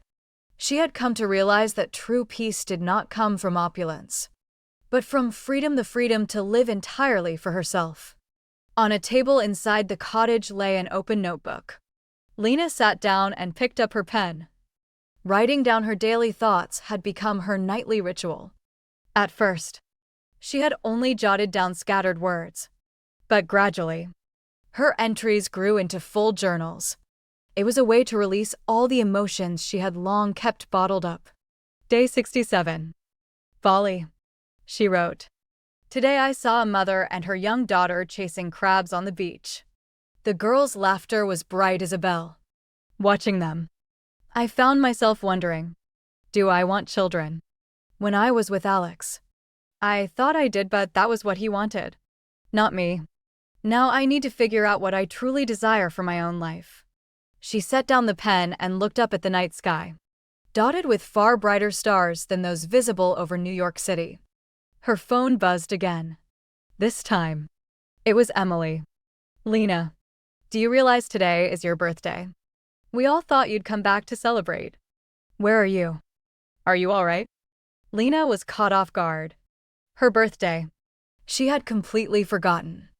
In the past, her birthdays had always been grand occasions.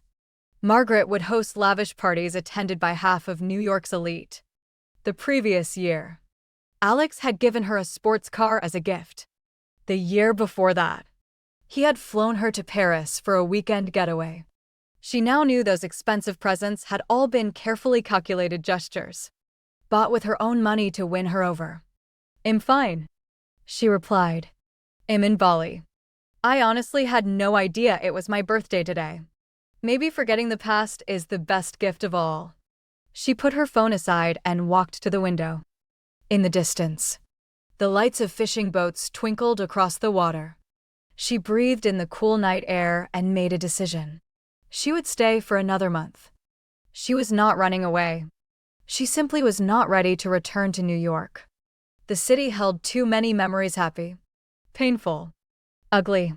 She needed more time to lay them to rest and start anew. 1 month later, Lena flew back to New York. She was not fully ready to return, but her lawyer had called to say she needed to sign several documents in person. The liquidation of Alex's assets was entering its final phase. The Morrison family's invested funds had been returned, but various legal details still required her signature.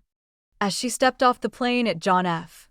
Kennedy International Airport, she felt a strange sense of calm familiarity. This city had once been her entire world. Now it was just a place she had once called home. Michael was waiting for her in the arrivals hall, dressed in a gray suit. He looked far more mature than he had a year ago. Following the wedding scandal, he had become the family's official spokesperson, handling all media inquiries and legal proceedings. "You've lost weight," Michael said as he hugged her. "I'm healthier," Lena answered. "There's a difference." They drove back to Manhattan. The billboards along the road no longer featured nonstop coverage of the Walker family scandal. They were filled with new stories, new celebrities, new dramas. Lena understood that the world had moved on. The Walkers' downfall was just one chapter among countless tales in New York. Now firmly in the past. "Dad wants to see you tonight," Michael said. "He's cooked dinner at home." "Michael, I know you're still upset with him, but just listen to what he has to say. He's not a bad man." "Lena, he made a terrible choice, but he's not evil." Lena fell silent for a moment. "All right, I'll come tonight." At 7 o'clock in the evening, Lena entered the Morrison family's townhouse. Everything looked the same. The crystal chandeliers, the walnut staircase, the family portraits hanging on the walls. And yet, nothing felt the same anymore. Richard stood in the living room, holding a glass of whiskey. He set it down and walked over when he saw Lena. "Lena, Dad." They looked at each other for several seconds. Tears glistened in Richard's eyes, and Lena's own eyes grew misty. "I'm so sorry," Richard said, his voice trembling. "1,000 apologies. I know that means nothing, but I need you to understand. I never intended for you to get hurt. I thought the FBI's surveillance would keep you safe. I thought." "Dad," Lena cut him off gently. "I didn't come here to hear more apologies. I've heard enough. I want to know why you did it." Richard took a deep breath and sat down on the sofa. Lena sat across from him. "It all started 6 years ago," he began. "A friend introduced me to a businessman from Eastern Europe. He said he wanted to invest in New York real estate and was looking for a partner. At first, I thought it was a legitimate business deal. But I soon discovered this man was a money launderer working for a criminal syndicate. He funneled illegal funds to me, asking my company to turn the dirty money into legal investments. Lena frowned. So you got involved in money laundering? Not willingly at first. But by the time I learned the truth, I was already in too deep. My company had processed over $20 million in illicit funds. If I pulled out, those criminals would have harmed our family. If I went to the police, I would have faced criminal charges myself. I had no way out. So you contacted the FBI. I did. I turned myself in and told them everything. They agreed to let me work as an informant, continuing my dealings with the criminals under their constant surveillance. In exchange, they promised not to prosecute me and to protect my family. Lena tapped her fingers lightly on her knees. What about Alex? How did he become part of all this? Alex's father Harold was the syndicate's main contact in the United States. Once the FBI uncovered the Walker family's role in money laundering, they urged me to get close to Harold. The most natural way was through a marriage alliance between our two families. That's why you pushed for my engagement to Alex. The FBI believed it was the safest approach. They said Harold and Alex would never harm someone who was soon to be part of their family. They were wrong. Richard hung his head. I was wrong. Lena was quiet for a long time. Did you know about Alex's mistresses? I knew there were rumors. The FBI knew too. They said they would deal with it when the time was right, but that right time never came. Because they needed more evidence. Yes. Lena stood up and walked to the window. Across the street, an elderly woman walked her dog.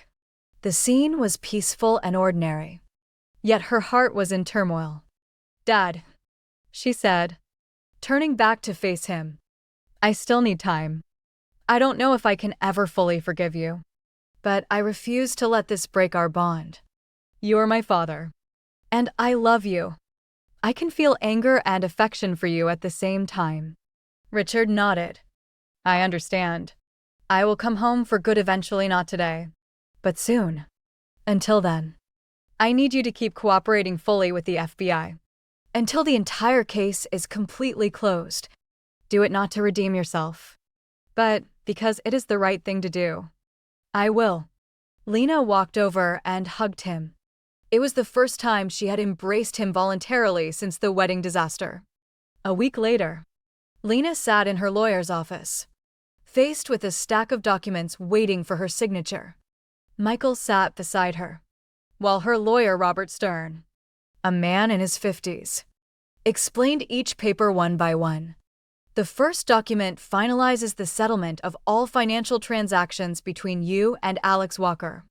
Per the court ruling, he has returned your $5 million in investment capital, plus $2 million in emotional distress compensation. Please sign here to confirm receipt of the funds. Lena signed her name. The second document officially voids your prenuptial agreement. The court has ruled it was signed under fraudulent pretenses and is therefore completely invalid.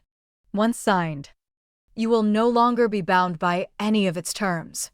Lena signed again. The third set of papers establishes a new charitable foundation. Your father, Richard Morrison, has donated $10 million to support victims of financial fraud and romantic deception. The foundation will bear your name, the Lena Morrison Foundation. Please sign to confirm your role as chair of the board. Lena paused with her pen hovering over the page. This was Dad's idea. It was. He hopes to make amends for his past mistakes this way. Lena signed the document. The last document establishes a trust fund for Zoe Miller. The court ordered Alex Walker to pay her $2 million in compensation. You will serve as the trustee, managing the funds until Zoe turns 21. Please sign to accept this responsibility. Lena put pen to paper. Where is Zoe now? She's living with a foster family in California. Michael replied. Her lawyer says she's recovering well and back in school. She hopes to continue her studies and eventually go to college. I'd like to meet her someday. Lena said. Not right away, but soon. I want to see for myself that she's doing okay. That evening, Lena received another message from Marcus on the West Coast. Lena, I've built a new life for myself. I've changed my last name, no longer Walker. In Marcus West now. I run a small coffee shop in Seattle. Business is modest, but it's enough to live on. Most importantly, no one here knows my past. Thank you for giving me a second chance. Lena replied, I'm so glad to hear you're doing well. Marcus, you deserve this fresh start. She set down her phone and walked to the window, gazing out at Manhattan's glowing night skyline. Countless lights stretched out before her, each one holding its own story. Hers had once been filled with pain and betrayal, but now she was rewriting every page. She did not know what the future held, but for the first time, she was the one holding the pen. 3 weeks after returning to New York, Lena hosted a small gathering.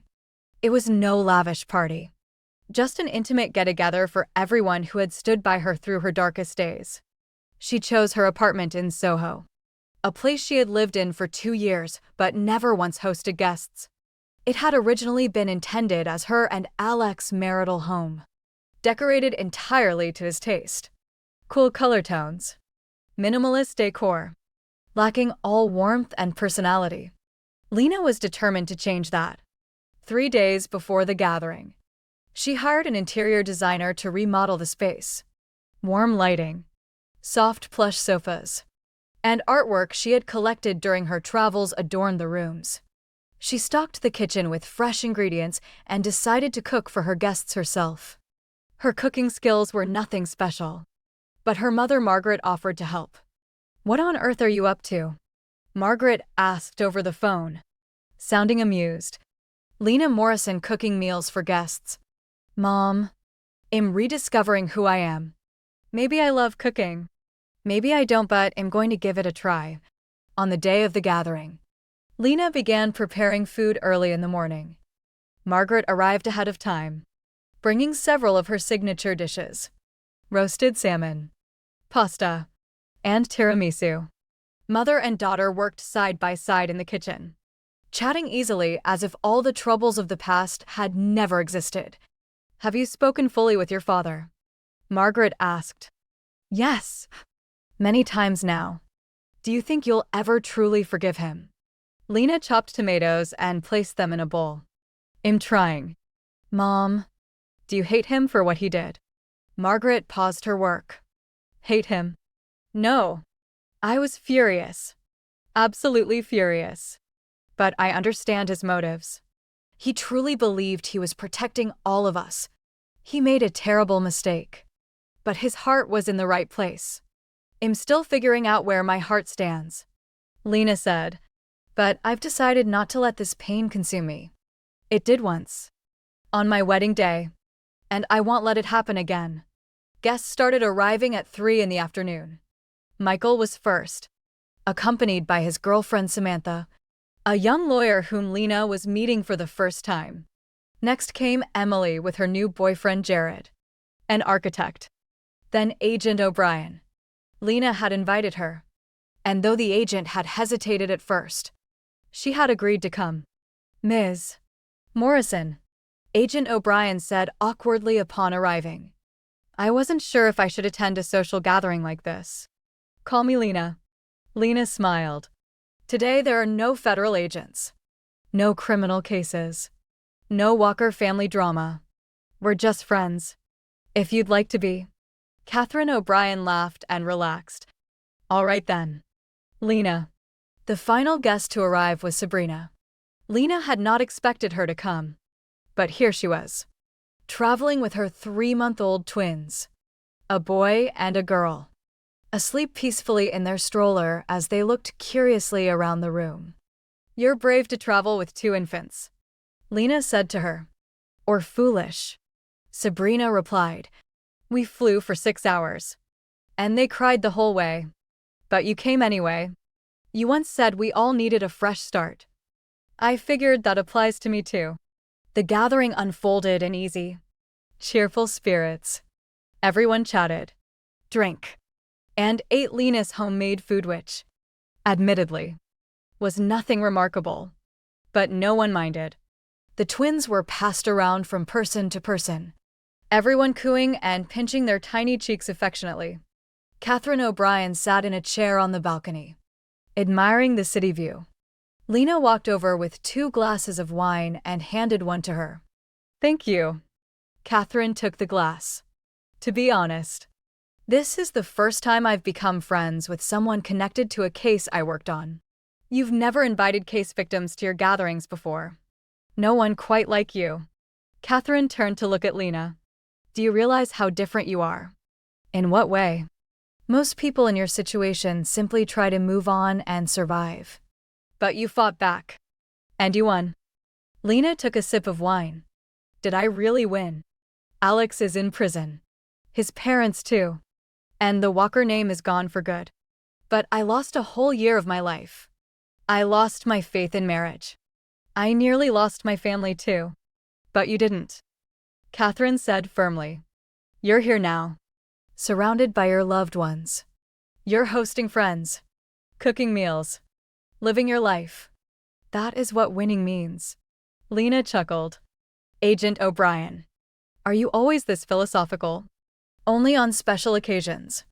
By 9 o'clock in the evening, the guests began to take their leave. Sabrina was the last to depart. Packing up the twins' belongings took quite a while. At the doorway, she turned to Lena.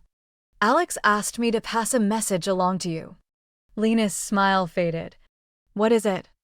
He said. "Tell Lena she was right. He should have chosen her, not her money, not her connections, not her family name. Just her.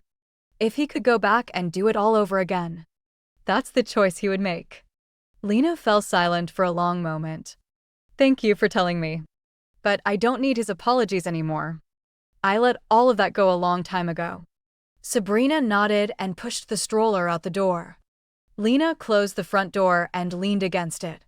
The apartment fell quiet. She closed her eyes, savoring the peace of the moment. Then a voice echoed in her mind, not spoken aloud, but a memory. Alex's voice, whispering softly beside her ear. "I will always love you, Lena." She opened her eyes, stepped away from the door, and walked forward. The past was just the past now. Her story was hers to write. From this day onward. She opened her eyes and shook her head. The voice faded away. She walked into the kitchen and began clearing the table. Hot water streamed over the dishes, and the sharp scent of dish soap filled the air. She washed, wiped, and tidied mechanically. These were chores she had never done before. Tasks once left to household staff. Yet now she chose to do them. For the simple work grounded her. When the kitchen was spotless, she moved to the living room and sank onto the sofa. Her phone lit up with a new message. It did not come from New York, nor anywhere else in the United States. The number was unfamiliar. From a foreign land. "Lena, I'm not sure if you remember me. It's Ella, the mistress from London. I've had a baby girl and plan to raise her on my own, but I have no idea where to start. Could you help me?" Lena read the message twice before replying. "Ella, of course I remember you. Congratulations on your daughter. I will help you. Give me a little time, and I'll get back to you." She set the phone aside and leaned back against the cushions. Soft lamplight spilled from the ceiling, bathing the entire room in warmth.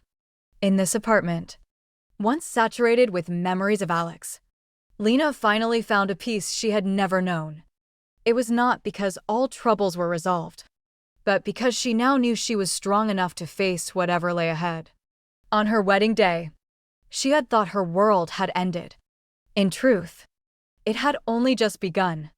The idea to launch the Lena Morrison Foundation had originated with her father. But it was Lena who turned the vision into reality. 2 months after returning to New York, Lena sat in the foundation's small office in Midtown Manhattan, just a few blocks from Central Park. Besides herself, the only other staff member was Carrie, a young administrative assistant fresh out of college. "How many applications have we received?" Lena asked. 37 last week. Carrie answered, setting a stack of documents on the desk.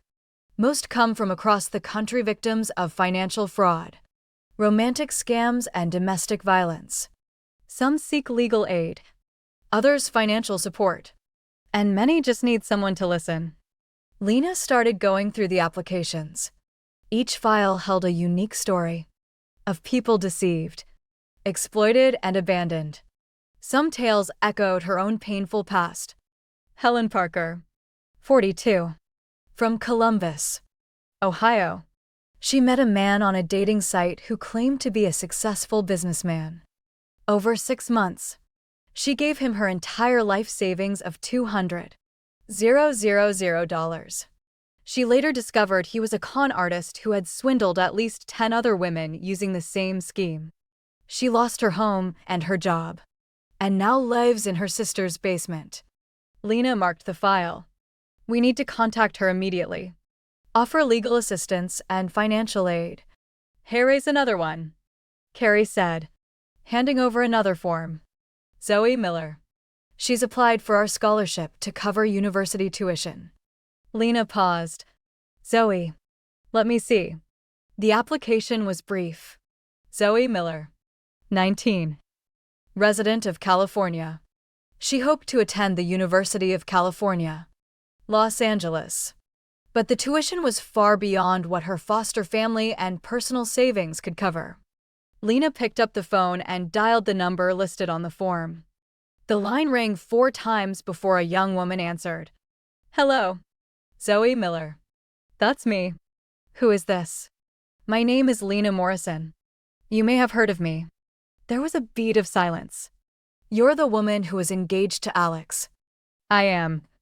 I now run a foundation that supports victims of financial and romantic fraud. I've seen your scholarship application. Zoe's voice tightened with wariness. Why are you calling me? I wanted to tell you personally your scholarship has been approved. It is a full grant, not a loan. You will never need to pay it back. Really? Absolutely. And if you need further help down the line, rent, textbooks, living expenses, reach out anytime. The foundation will stand by you. A quiet sob came from the other end of the line. Thank you, Lena. Thank you so much. I never imagined anyone would help me like this. Zoe, you helped me win that fight. Without your testimony, Alex might never have been convicted. I owe you. You don't owe me anything. I only did what was right. Doing what is right deserves to be rewarded, Lena said gently. Study hard and build an extraordinary life. That will be the best response you can give Alex Walker. After the call ended, Lena leaned back in her chair and gazed out at the sky above New York, crisscrossed by airplanes, scattered with clouds, and brimming with endless possibilities. Her phone vibrated again. The message was from Marcus, now going by Marcus West. Lena, I've run into trouble.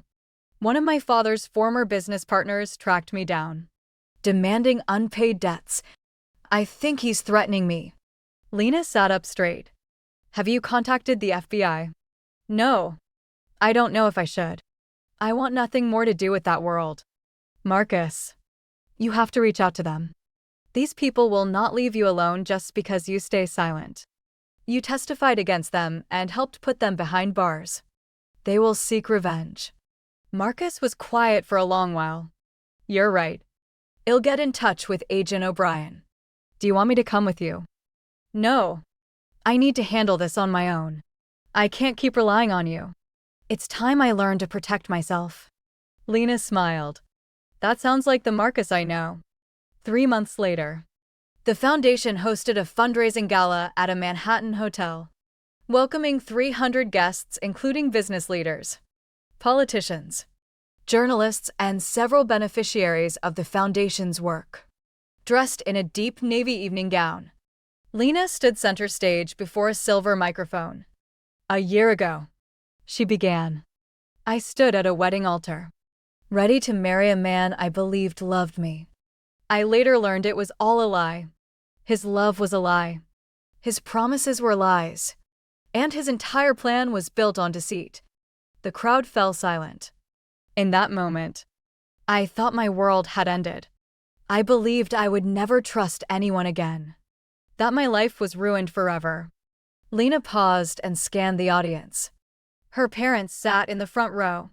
Tears glistened in Richard's eyes as Margaret held his hand tightly. She spotted Michael and Samantha, Emily and Jared, and Catherine O'Brien. Even Marcus had flown in from Seattle, sitting quietly in a corner, eager to stay out of the spotlight. But I was wrong. Lena continued. My world did not end. It simply began anew. Along the way, I discovered my own strength not from wealth, family, or skilled lawyers, but from finding the courage to stand up and say, I will not be broken. Applause rippled through the hall.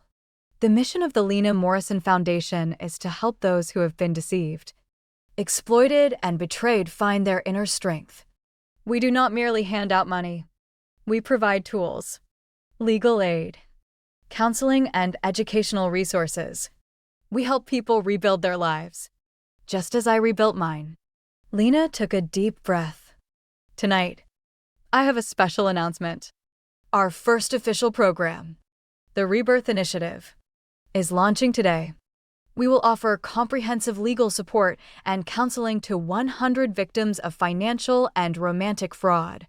We will help them recover stolen funds, or provide financial assistance if recovery is impossible.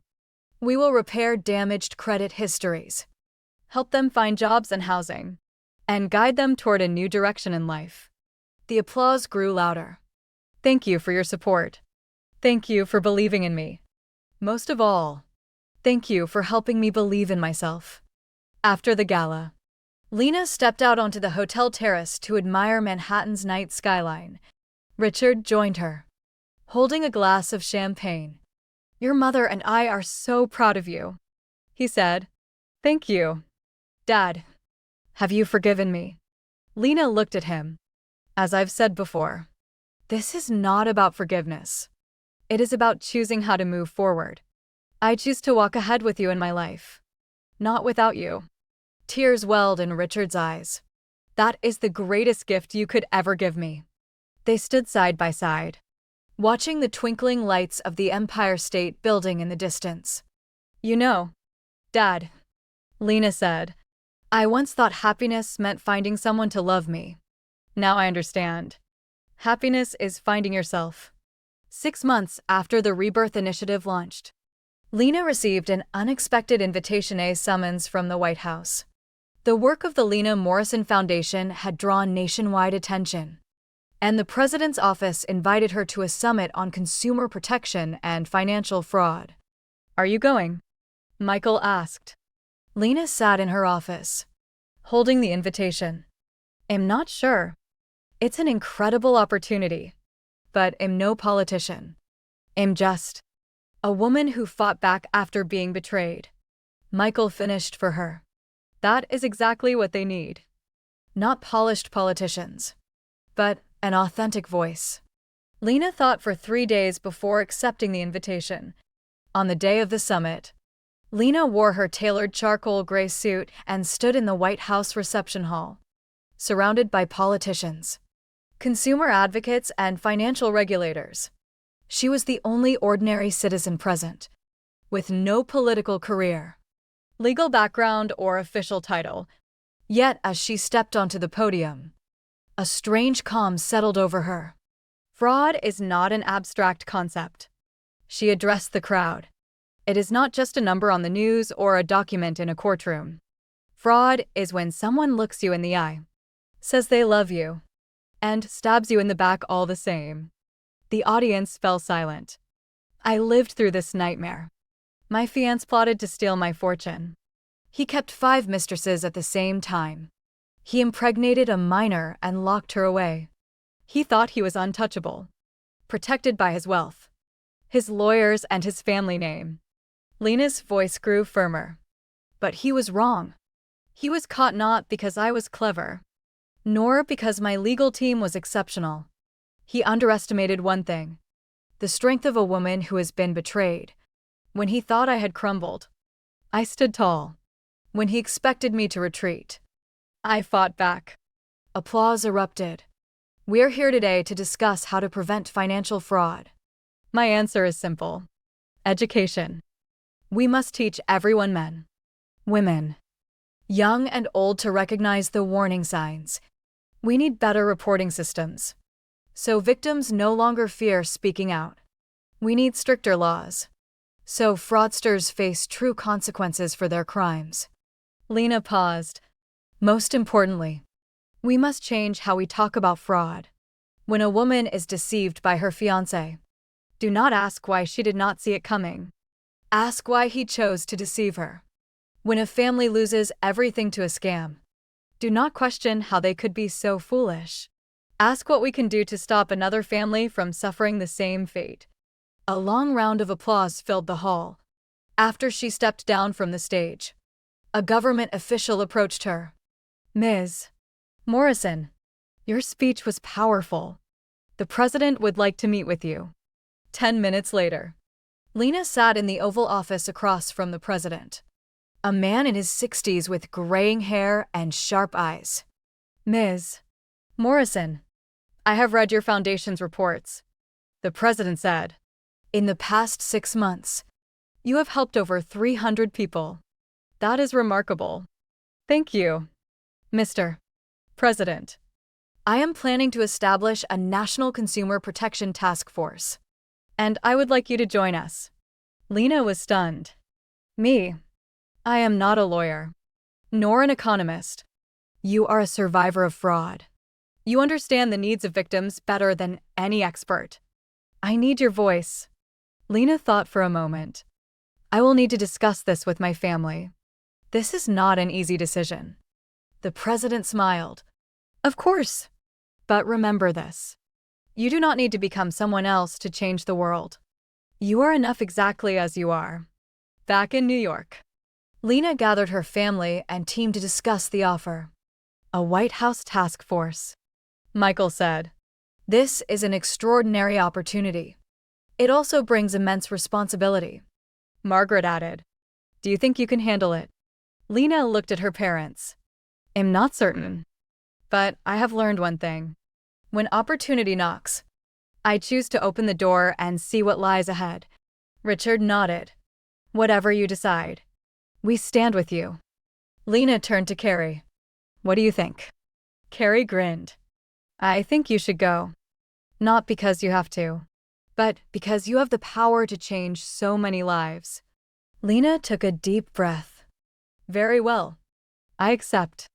6 months later, the task force released its first report, Preventing and Addressing Consumer Fraud, a national framework. It put forward more than 30 recommendations, including tighter regulation of financial institutions, a national database for fraud victims, and financial literacy classes in schools. The report was submitted to Congress. 3 months later, 2 new bills were passed, one targeting financial fraud, the other strengthening consumer protection laws.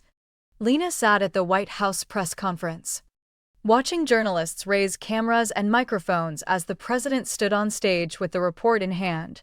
Behind this report lies the courage of one woman. The president said. She could have stayed silent, but she did not.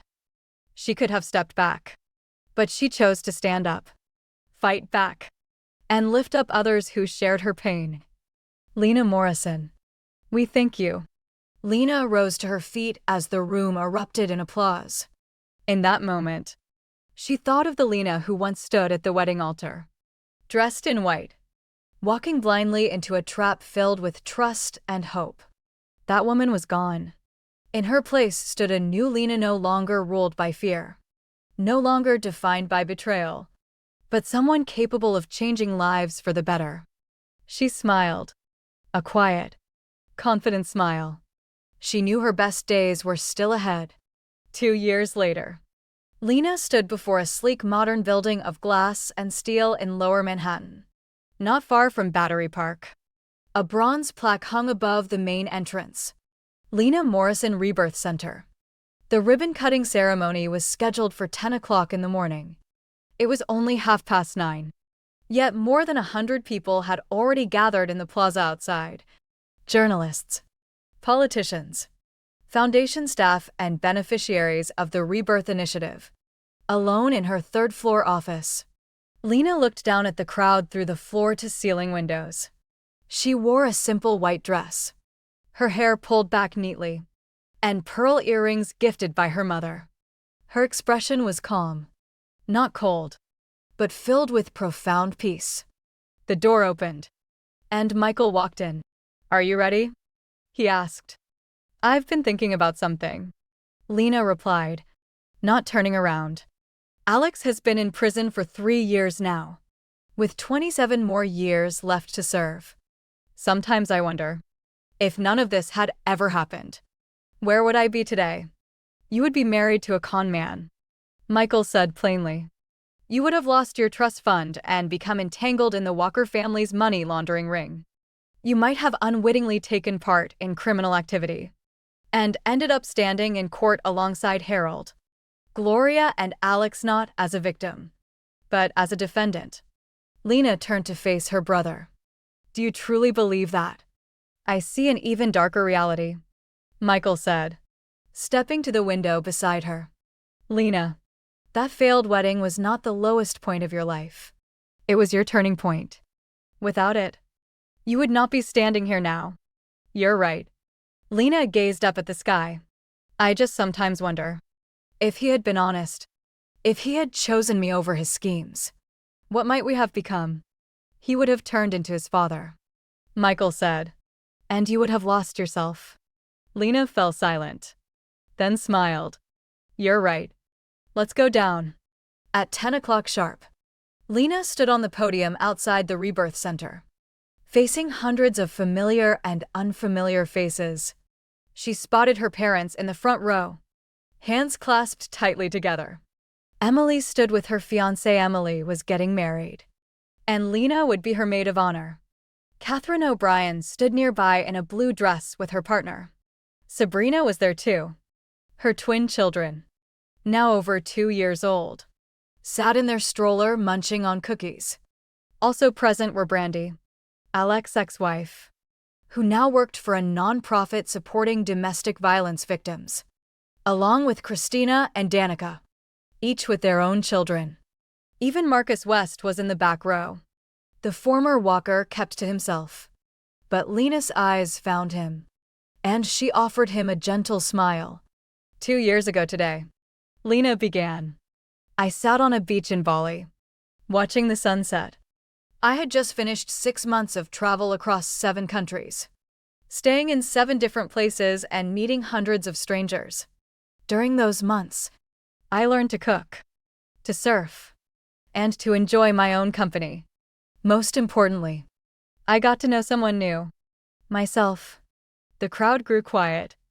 When I returned to New York, many people asked me, "Lena, do you hate Alex Walker? Do you hate him for ruining your wedding, breaking your trust, and stealing a year of your life?" Lena paused. "My answer is no." A murmur spread through the crowd. "I do not hate him. It is not because I am overly forgiving. Hatred drains too much energy. To hate someone is like drinking poison and waiting for the other person to die. I refuse to waste my life that way. I chose a different path. I chose rebirth." Lena gestured toward the building behind her.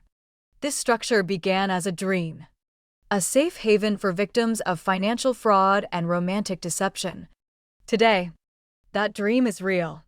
The Lena Morrison Rebirth Center offers legal aid, counseling, vocational training, and temporary housing. Anyone who has been deceived or exploited can walk through these doors. We will not judge you, nor ask endless questions. We will only ask one thing. Do you want a fresh start? Applause broke out. If your answer is yes, we will stand beside you. We will help you recover stolen money, rebuild your credit, find work and shelter, and chart a new course. We walk this journey with you not out of charity, but because we have walked this road too." Lena's voice softened. 2 years ago, I thought my world had ended. Now I know that was only the end of a prologue. My true story began that day. She lifted a pair of golden scissors. Welcome to the Rebirth Center. Let us cut the ribbon together. After the ceremony, Lena led the first group of visitors on a tour. The ground floor housed the reception and consultation rooms, decorated with warm tones and soft sofas to put people at ease. The second floor was the legal aid wing, staffed by 6 full-time lawyers specializing in fraud cases. The third floor held counseling suites and group activity rooms. The fourth floor offered vocational training, with courses in computer skills, financial literacy, and resume writing. The fifth and sixth floors contained temporary accommodation, 20 small apartments for those who had lost everything. We can house up to 40 people at a time, Lena explained to reporters. Each apartment has its own kitchen, bathroom, and small balcony. We want this to be more than just a shelter, a home. A place where people feel safe while rebuilding their lives. One journalist raised a hand. Do you believe your foundation and this center can put an end to financial fraud entirely? Lena shook her head. No. Solving fraud requires joint efforts from legislation, regulation, and public education. Our work is to care for those already hurt. We cannot turn back time, but we can build a better future for them. Another reporter asked, will you oversee the daily operations here personally? Yes, Lena replied. I will work here at least 3 days a week. It is not an obligation, but something I choose to do. Everyone who walks through these doors carries a story, and I want to listen to each one. When the tour ended, Lena returned to a private consultation room on the 3rd floor. She closed the door, sat down, and looked out over the city. A knock came at the door. Come in.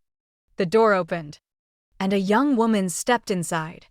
She was around 18 or 19, with brown hair tied in a ponytail and dressed in a simple t-shirt and jeans. Her brown eyes held caution, yet also curiosity. Zoe.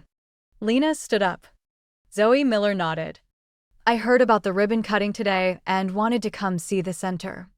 Please, sit down. Lena gestured to a chair opposite her. Zoe took a seat and glanced around the room.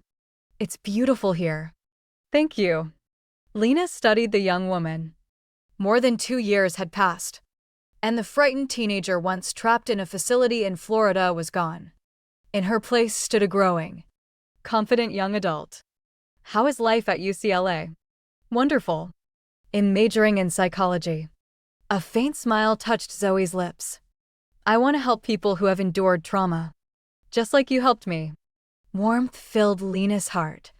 Zoe, I did not rescue you. I only gave you an opportunity. You are the one who seized it.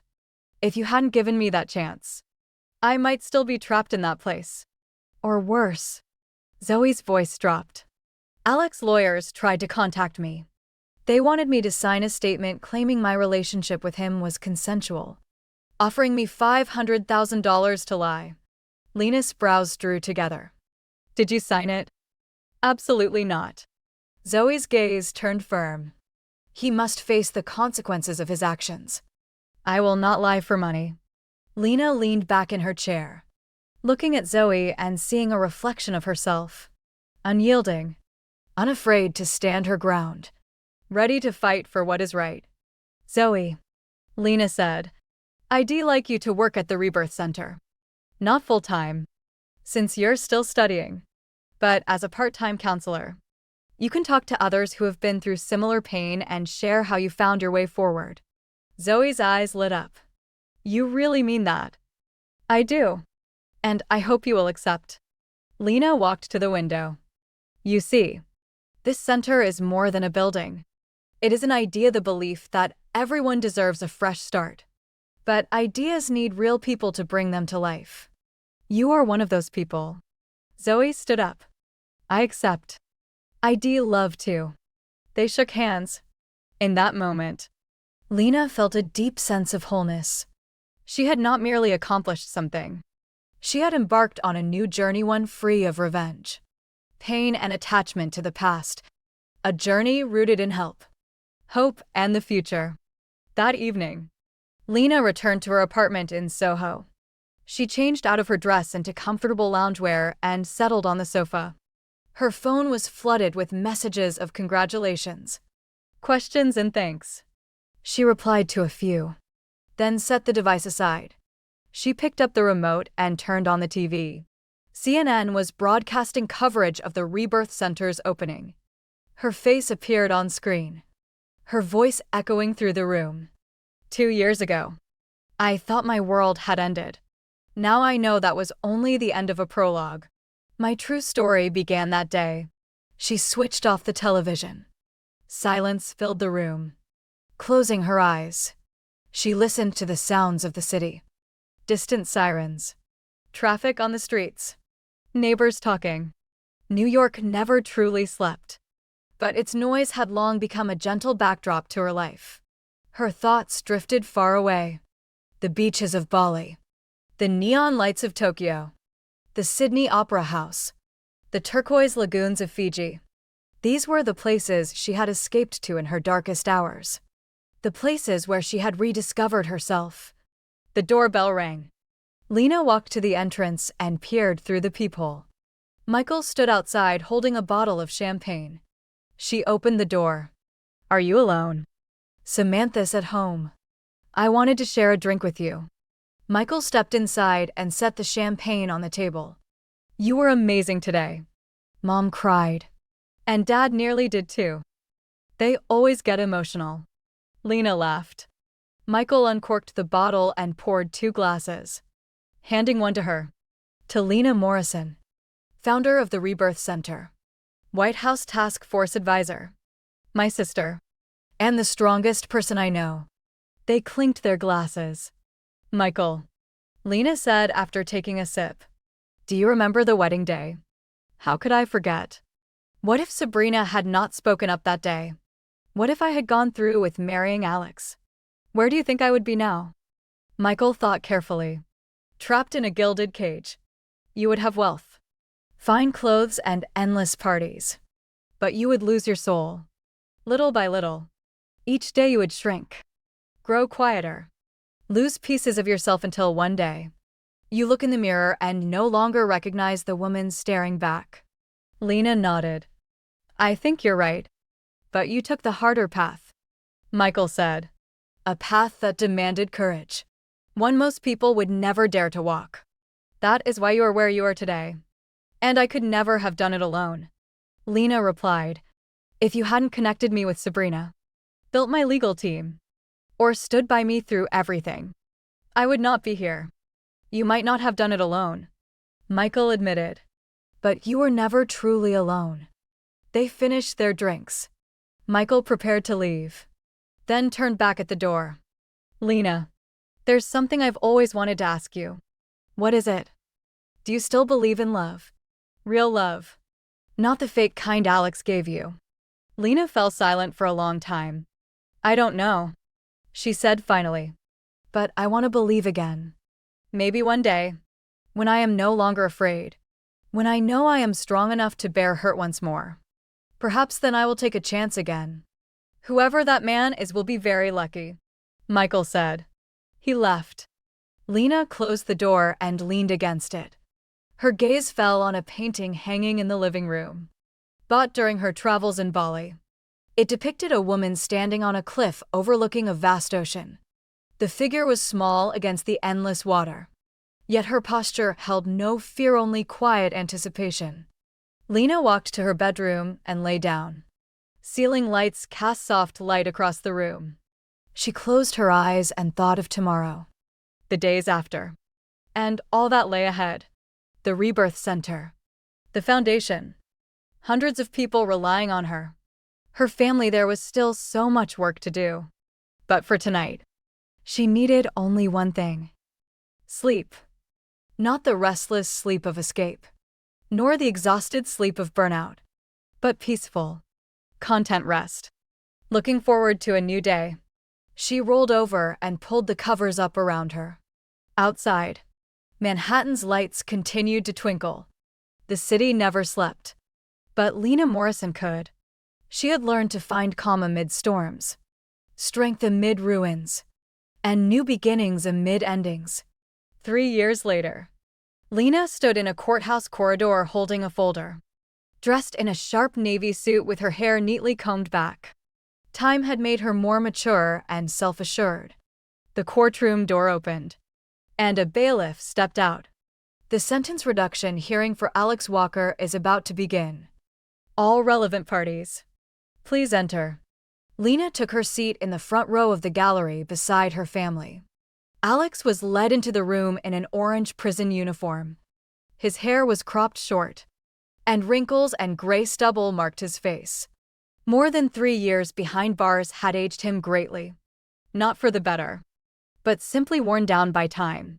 His eyes met Lena's for a split second before he lowered his head and took his place at the defense table. The judge read aloud the defense's petition for a reduced sentence. Alex Walker has maintained good conduct in prison, participated in multiple educational programs, and expressed sincere remorse to his victims. The defense requests his 30-year sentence be reduced to 20 years. The prosecutor stood to object. Alex Walker's crimes harmed multiple victims, including a minor. The damage he caused is permanent. A 30-year sentence is just and should remain unchanged. The judge turned to Alex. Defendant, do you wish to speak? Alex rose to his feet. His voice was hoarse but clear. Your Honor, I committed unforgivable crimes. I hurt people who trusted me, people I once cared for. I cannot turn back time, so I accept the consequences of my actions. My only hope is that one day, those I have wronged may find it in their hearts to forgive me. He turned toward the gallery and looked straight at Lena. Lena, I am sorry. I do not ask for your forgiveness. I only know you deserve to hear these words. The courtroom fell quiet. Lena slowly stood, and every eye turned to her. Your Honor, she said, I am Lena Morrison, one of Alex Walker's victims. I would like to speak. The judge nodded. You may proceed. Lena walked to the center of the courtroom, facing the judge and Alex. 3 years ago, my wedding turned into a public humiliation. My fiancé's deception was laid bare for the world to see. I thought that was the end of everything. But I learned it was not an end, it was my beginning. Her voice remained steady and powerful. Alex Walker hurt me, but he did not break me. I have rebuilt my life, my career, and my ability to trust. I do not need his apology to move forward. I am already moving forward. She turned to face Alex. Alex, I do not forgive you. Not because I refuse to, but because you have yet to earn forgiveness. Words are just words. True change comes from actions. She looked back to the judge. Regarding the petition for a reduced sentence, I take neither side. I ask only that you rule based on the law and the facts. I seek no revenge. I seek only justice. She returned to her seat. Silence filled the room once more. After a moment of consideration, the judge delivered his ruling. The petition for sentence reduction is denied. The original 30-year sentence remains in effect. No emotion crossed Alex's face. He had likely anticipated the outcome. As bailiffs led him away, he turned once more to look at Lena. This time, he said nothing. He simply looked. Lena looked back. Then he was gone. Stepping out of the courthouse into bright sunlight, Lena walked between her parents with Michael following behind. You spoke well today, Richard said. I only said what was in my heart. Lena replied. That is what makes it so meaningful. Margaret added. As they headed for the parking lot, a journalist hurried over. Lena, what is your reaction to the ruling? Lena paused to face the camera. I respect the judge's decision. Do you still hate Alex Walker? Lena smiled. A calm and relieved smile. Hate? No. I left that feeling behind on a beach in Bali. All I hold in my heart now is focus on the future. She turned and walked away with her family. Bathed in warm sunlight. That evening, Lena returned to the Rebirth Center. The building was closed for the day, but the lights were still on in her third-floor office. Sitting at her desk, she gazed out at Manhattan's night skyline.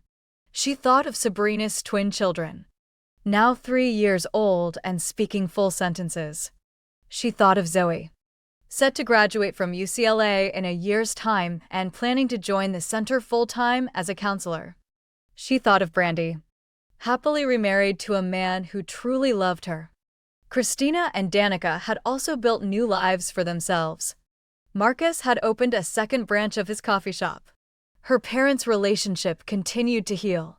Michael and Samantha were engaged, with their wedding scheduled for the coming spring. And then she thought of herself. 3 years had transformed her. From a bride trapped in a deceitful marriage plan to a mentor at the Rebirth Center. From a naive heiress tricked by fraud to a nationally respected consumer advocate. From a victim living in fear to a leader helping others overcome their own fears. She picked up a pen and wrote in her journal. Today, Alex Walker's request for a shorter sentence was denied. I stood in court and spoke my truth. I do not hate him, nor do I forgive him. I simply keep moving forward. That is my victory. She set down the pen and turned off the lights. As she walked out of the Rebirth Center, a bright star twinkled in the night sky. Lena tilted her head to look at it, recalling the countless stars she had watched from Ballas beaches. The world was vast, and life stretched long ahead. There were still roads to travel, work to finish, and people to meet. But standing there beneath the New York night sky, outside the Rebirth Center's doors, Lena Morrison felt complete at last. Not because everything in her life was perfect, but because she no longer needed perfection to be happy. She only needed to keep walking forward. Epilogue. The story of Lena Morrison. Lena Morrison's memoir topped the New York Times bestseller list for 47 consecutive weeks. A film adapted from her story, Rebirth, received 3 Academy Award nominations. The Lena Morrison Foundation has aided more than 10,000 fraud victims across the globe. And 6 branch locations of the Lena Morrison Rebirth Center have opened in different cities. Alex Walker served 28 years in prison and was released 2 years early for good behavior.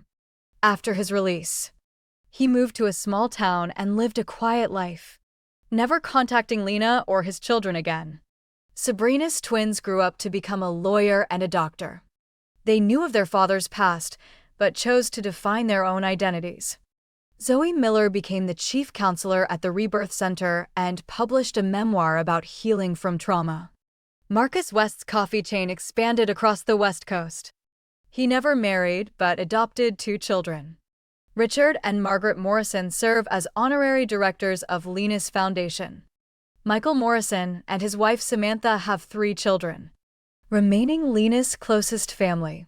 Lena Morrison remains unmarried to this day.